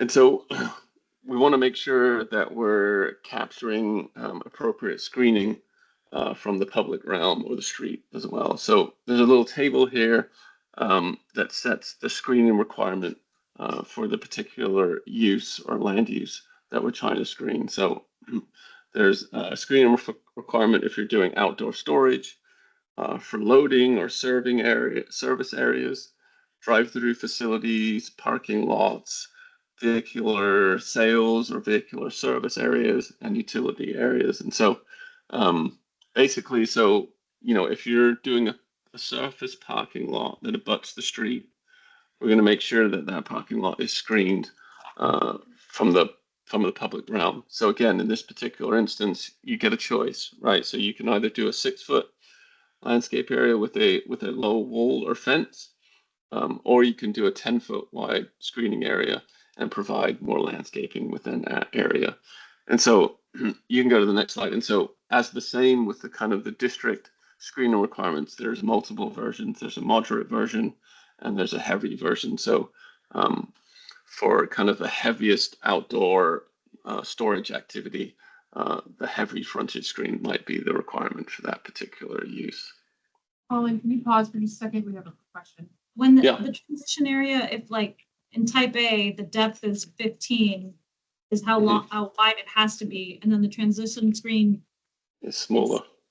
Small, like it's 6 to 10, so it can happen within the screen, or is that in addition to the 15? Yeah, so the screen is also acting like the transition area is also acting like a bit of a setback in itself, so that you can't put things within that. So the screening can occur within the transition area. Yes.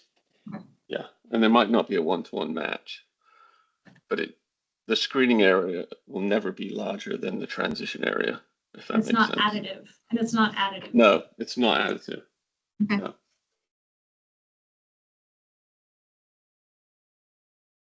Next slide, and then lastly, just making sure that we're screening all the other kind of related things that we don't necessarily want to be looking at, like waste and recycling areas on sites, making sure those are effectively screened, making sure equipment on the top of roofs is effectively screened, equipment on walls, and then equipment, ground mounted equipment is screened from the public right away. So I think, next slide, I think that's kind of a broad overview of what you've got in front of you. Just want to let you know that we're continuing or will work on part 2. So I think we have a few questions for you about signs that we didn't get to at the last meeting, but this just gives you a sense of what you might expect in part 2. So kind of the general planting or landscaping requirements. So when you have to put in those trees or those shrubs, what are the basic minimum parameters for those trees when you plant them? Fence and wall standards, how tall can they be in yards, kind of basic things like that. The sign piece, I think we're going to get into that in a minute, is kind of a big piece of part 2. Pause for just a Yeah. second when you jump into signs. We do have another question. Thank you, Colin. Sorry to interrupt your flow. This is Preston Lloyd, and I might have missed it as part of your. I was trying to follow along if you did your outline, but in terms of projects that would need to meet compliance because of the applicability as identified on 4.1.1, and I'm thinking more in the context of like an addition or a change of use or renovation, any other context than new construction. Is there a process for seeking relief upon good caution, or is your only option to go through the typical variance? Say that again. I'm sorry, I'm gonna say it one more time. If any of these development standards apply to any other project activity other than new construction, Mm-hmm. is there a process identified by which an applicant can seek relief by showing good cause, meaning, they can't meet one of the development standards, or is their only option to go through the variance process that's identified elsewhere in the code? I think we would like to have a process that didn't force you through the variance process. So that's something we should think about. Okay, thank you. Were you allowed to ask questions about any what was reviewed just now? Yeah. Yeah, I think we're done. I mean, Hold on, Colin. only- We wanted to keep the real discussion of what we're comments on what we're seeing for the next meeting. If you have a process or something you need clarity on so that you can be prepared for next time, go for it. No, that's fine. I do. Is it possible for us to receive a list of guiding questions or concerns that you all may have? So that when we come back, we're able to use those to discern Sure. information? Yeah. This is Wayne. Yes. Just go for it. My question's related about the EV parking standards. I'm just wondering if that's 6 or more, and providing electrical conduit. Is that an arbitrary number, or is that based on something? It's more arbitrary than based on anything, yes. Okay. And so I would just want to investigate that and potentially push that up. More. Yeah. Beyond More. 6. 6 seems like a small amount of parking to provide EV for. And then just wondering if within these development standards, is the ordinance able to regulate maintenance of vegetation over time? Yes. Yes. AV? Yeah. Okay. There are some limits to that, as you were alluding to. And so, but I will say that other jurisdictions, our neighbor Henrico, have found ways to do that. They require any plan of development that's approved when the property is transferred to be reapproved by the planning commission, which is their opportunity to then dive back in and make sure that everybody's replanted all of the landscaping that hasn't been maintained. So the short answer is you can get there, but it's a little more complicated than just saying now shall in the zoning Fair. ordinance, because you won't have an ongoing opportunity to ensure compliance. So, Preston, if you require somebody to plant landscaping as part of a transition, and that landscaping dies or something, there's no enforcement mechanism. I will say that and I'm just I haven't researched the issue specifically, so I need to offer that caveat, but typically I have not seen jurisdictions issued notices of violations for failure to have plantings. Because our process is typically a complaint-based process or a building permit trigger process, where you see folks get hit is when they submit a building permit for something that isn't compliant with what's required, and that's then when the city says you got to replant your stuff before we process your building permit. I don't know if it could be an ongoing process. That's something that you may want to confirm with legal, understand parameters. Yeah, it'd be a good one to chat with the legal folks about internally. Sorry, I didn't mean to get on that rabbit hole. Any other questions from members of the commission? Okay. Colin, we'll hand it back to you to highlight some of the sign requirements. Do you want to speak to this, Colin, or do you want me to? Go for it. Yeah, so I think this is a discussion. This is some slides we actually put in front of you last time. We just kind of were in a rush and we got kind of cut off at the end of the last discussion. So all the development standards that Colin has kind of put in front of you so far are ones that we felt like we had enough direction to go ahead and at least take a stab at drafting and get your feedback on. And this is one of the ones where we kind of want to just have a bit more of an open-ended conversation quickly first before we went and drafted something. So this is just, again, you've seen these slides before. This is just talking about what science standards are, what their goals are. It's about trying to, we want to kind of allow signs to be constructed to promote businesses, but we want to make sure that they're designed in a way that's respectful of their context, and isn't offensive to the streetscapes that they're located on. Colin, you added this line in here. You want to speak to this one? As you may know, your current sign standards are a little bit all over the place. And as much as anything, just need some organization and structure. So we hope to get to a place where we can put a table together that's very similar to this. This is just an example from one we prepared in Greenville, where it gives you a sense of what sign type is allowed in what particular district. And so one kind of question, I think, as much as anything that we have for you guys tonight, you'll see in Greenville, they're fairly intentional about not allowing larger freestanding signs.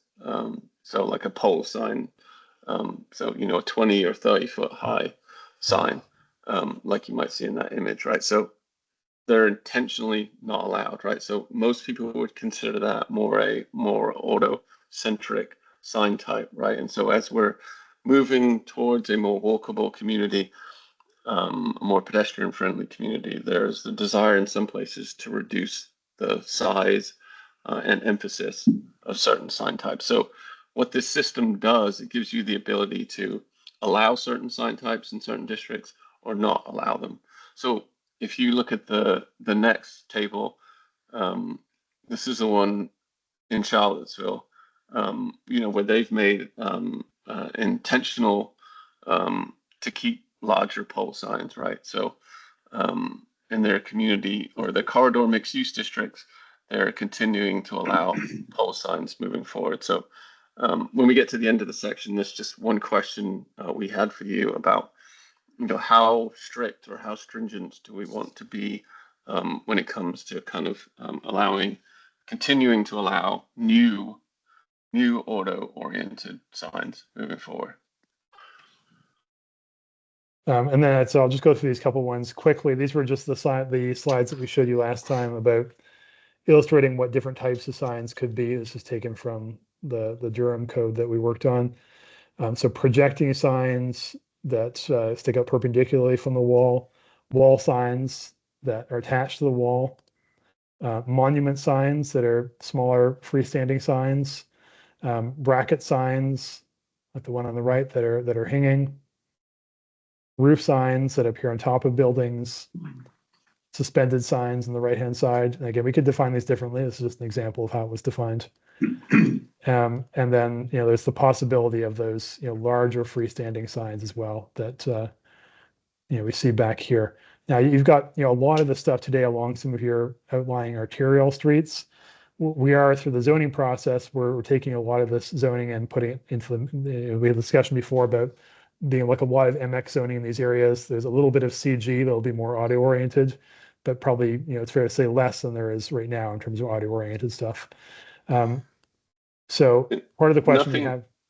Nothing's going to make you take down your existing sign, right? This would just be new sign. So if you have an existing pole sign like the one Renee showed, that can continue on. I don't know the full specifics legally in Virginia, but in most places, that sign gets to stay there for a long time until you choose to take it down.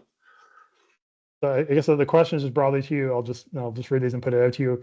What are your priorities for signs? Are there certain types of signs that you've seen around Richmond that you really don't like, that you feel like we should be cracking down on moving forward? And how do you feel specifically about those more auto-oriented signs? Should they be allowed? And if so, what sort of, should they be limited in height? And because they're currently allowed in certain districts, should they be limited? Should they be subject to sign limits? So just put that out to you guys and get your feedback on that generally. I don't know if Brian's there, but I think today, B3, you're allowed to do a 35-foot high pole sign. So do we want to, continue to allow that moving forward for new signs?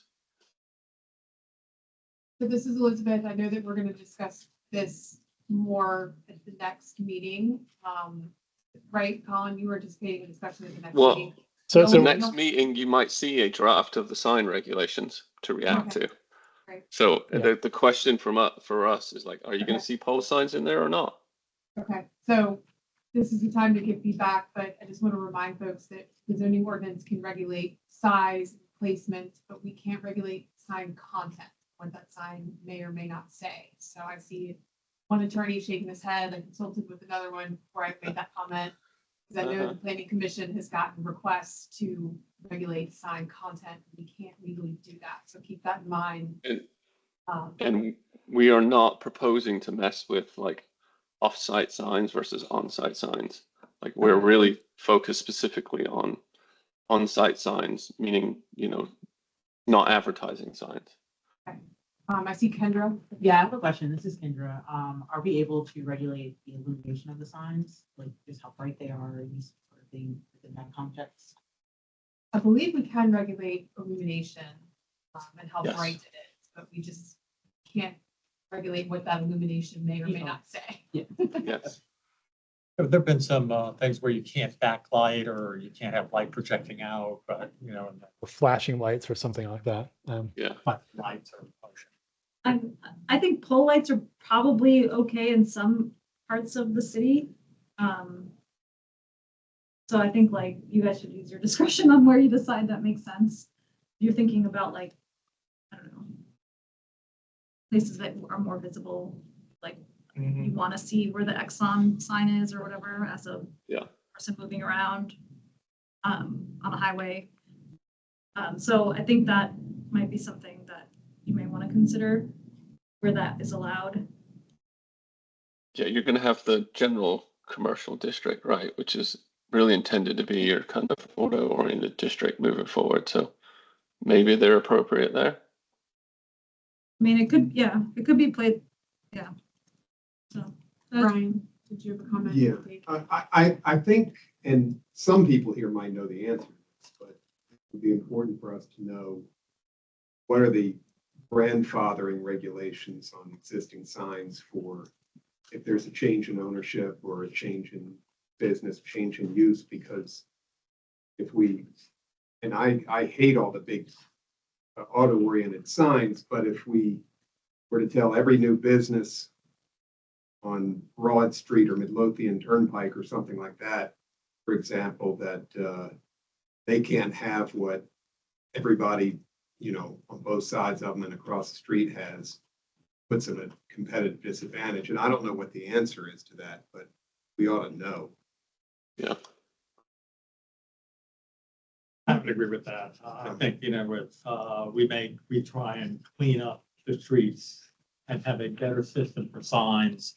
Slowly but surely, the old one will fade away, and we just wait for that to happen if that's what we have to do.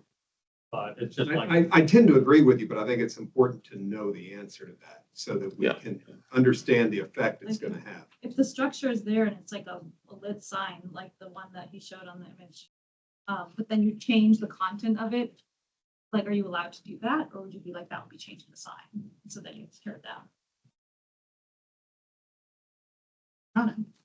You buy an old Pizza Hut that has a big sign Yeah, and you relax put an office in there. Yeah, you put the You relax put in there. Dave's architecture on it. Like, do you get to keep the sign?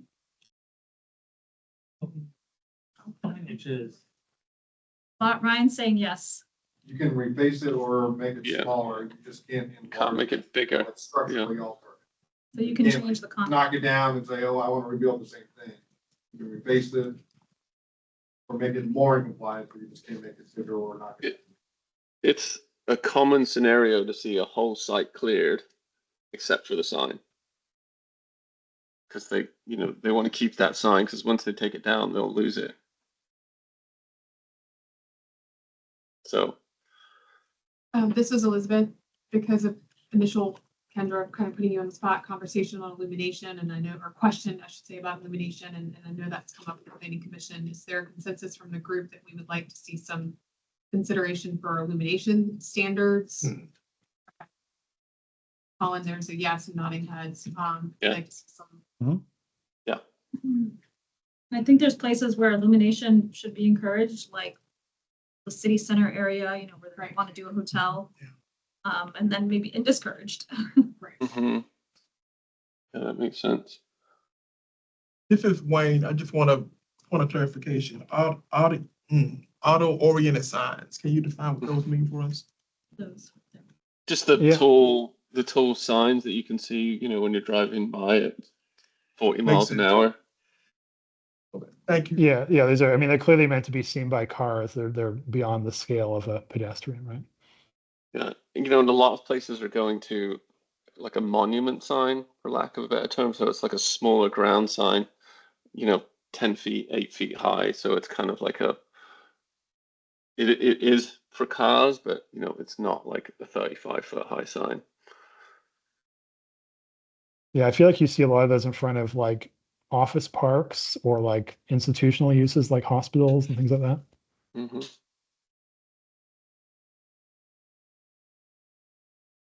Any other feedback on signs, things that you'd like to see for Colin and Renee to be thinking of as they present a draft at next meeting? So I think we'll keep the pole sign, or whatever we're going to end up calling that, in the commercial heavy district, and maybe that shows up in industrial as well. And then I think we heard illumination requirements that might vary in different places where we want. Some places we might be more comfortable with lighting lit signs or illumination on signs than others places. Colin, I think there was some debate on the pole signage. Because I heard Dave be like, maybe we should regulate it to be monumental, and like, what do we want it to be? And so I don't know if that was And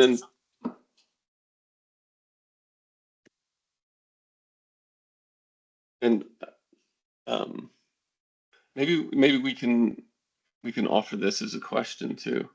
I think as we send some questions out, I think, you know, as long as we hear back from you, it's not an easy thing.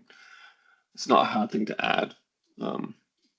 Like the pole sign, for example, as we work through the signs. Yeah, I mean, I guess just like anything else, is it a sort of thing that you, even though it will continue to exist, will you want it to kind of gradually fade away, or do we allow new ones to be constructed in certain limited areas? This is Elizabeth. I don't think we're ever going to get rid of signs. I think particularly businesses and companies that are advertising and using them No. for direction. Despite GPS, like people still look for signage.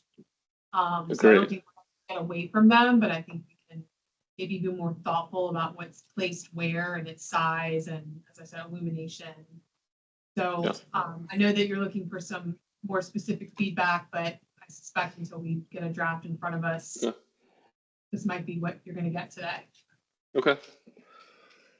We can work with that. But thanks. We just have about 5 minutes left. Any other burning issues from the group, particularly on signs? Colin or Renee, anything you need to leave us with? Nope. Unless we Nope. have that. Just remind folks of the upcoming schedule. So we'll have 2 more meetings to discuss development standards. During the next meeting, we'll also present some of the high level questions we have about putting together the administrative stuff, and then we'll present you with that draft for administrative provisions in October, and we'll be able to discuss it in November, and then we'll be on to the very final review process after that. Okay. Any questions from the advisory council? Yes, I have one. Go ahead. On the agenda next meeting, are we going to hear from the staff about the findings or conclusions from the public comment period, which is now being extended to the end of September? I'm going to defer to Mary Ann on that. Likely bring those. Yep. But we can bring, I have been receiving a lot of emails, and that we're inputting some of the emails of their place-based comments into the map. So you might see like email from citizen from this neighborhood. And we've inputted the comments that were made at the open houses on the maps as well. So you'll see that we had an intern this summer that was able to help us with that process. So if you're interested in bringing in those emails, I can start sharing some of that. I will say, if you have time, go through and look at the map and see the comments that have been submitted. There are a lot. I would ask that if you receive comments that aren't map specific, as I made the announcement earlier, that maybe people didn't get to comment during the public comment period, if we can make sure the advisory council sees in advance of our meeting, so that we're hearing everything that the has to say. Because we don't have, we could be meeting all day, but I want to make sure everyone's hearing the public. We do also have the regulations out there where you can go in and put the comments in. We're just hoping people are respectful and following process. And we've had some bad actors. So if there are bad actors out there, and we are paying attention and trying to move some of the comments that might not be honest out there. No, I appreciate that. That's not helpful. Stop. So we have a lot to discuss in the next meeting. And as I said, we're talking to staff about bringing in someone from our housing department so that we can make sure that we're taking the proper time to talk about affordable housing and displacement and how that's going, how the zoning ordinance and that are intertwined. So you may see some schedule adjustments, but Mary Ann will keep us posted. Mary, we'll get these documents now as well. Okay. All right, so if there's no other questions, just remind the folks that our next meeting of the advisory council is September 10th at 4 p.m. in the 5th floor conference room here in City Hall. And as we've already mentioned, there is the interactive zoning map that's online that you can comment on at www.rva.gov/code-refresh. And as Mary Ann mentioned earlier, the comment period's been extended to September 28th, and Phillips will probably get summary of those comments in the October meeting. So again, for the advisory folks, take some time, go through there and see what folks are commenting on. It's very enlightening, and hopefully we will stick to professional and comments going forward, client comments, but that's all I have. If no other issues, we'll adjourn. Thank you.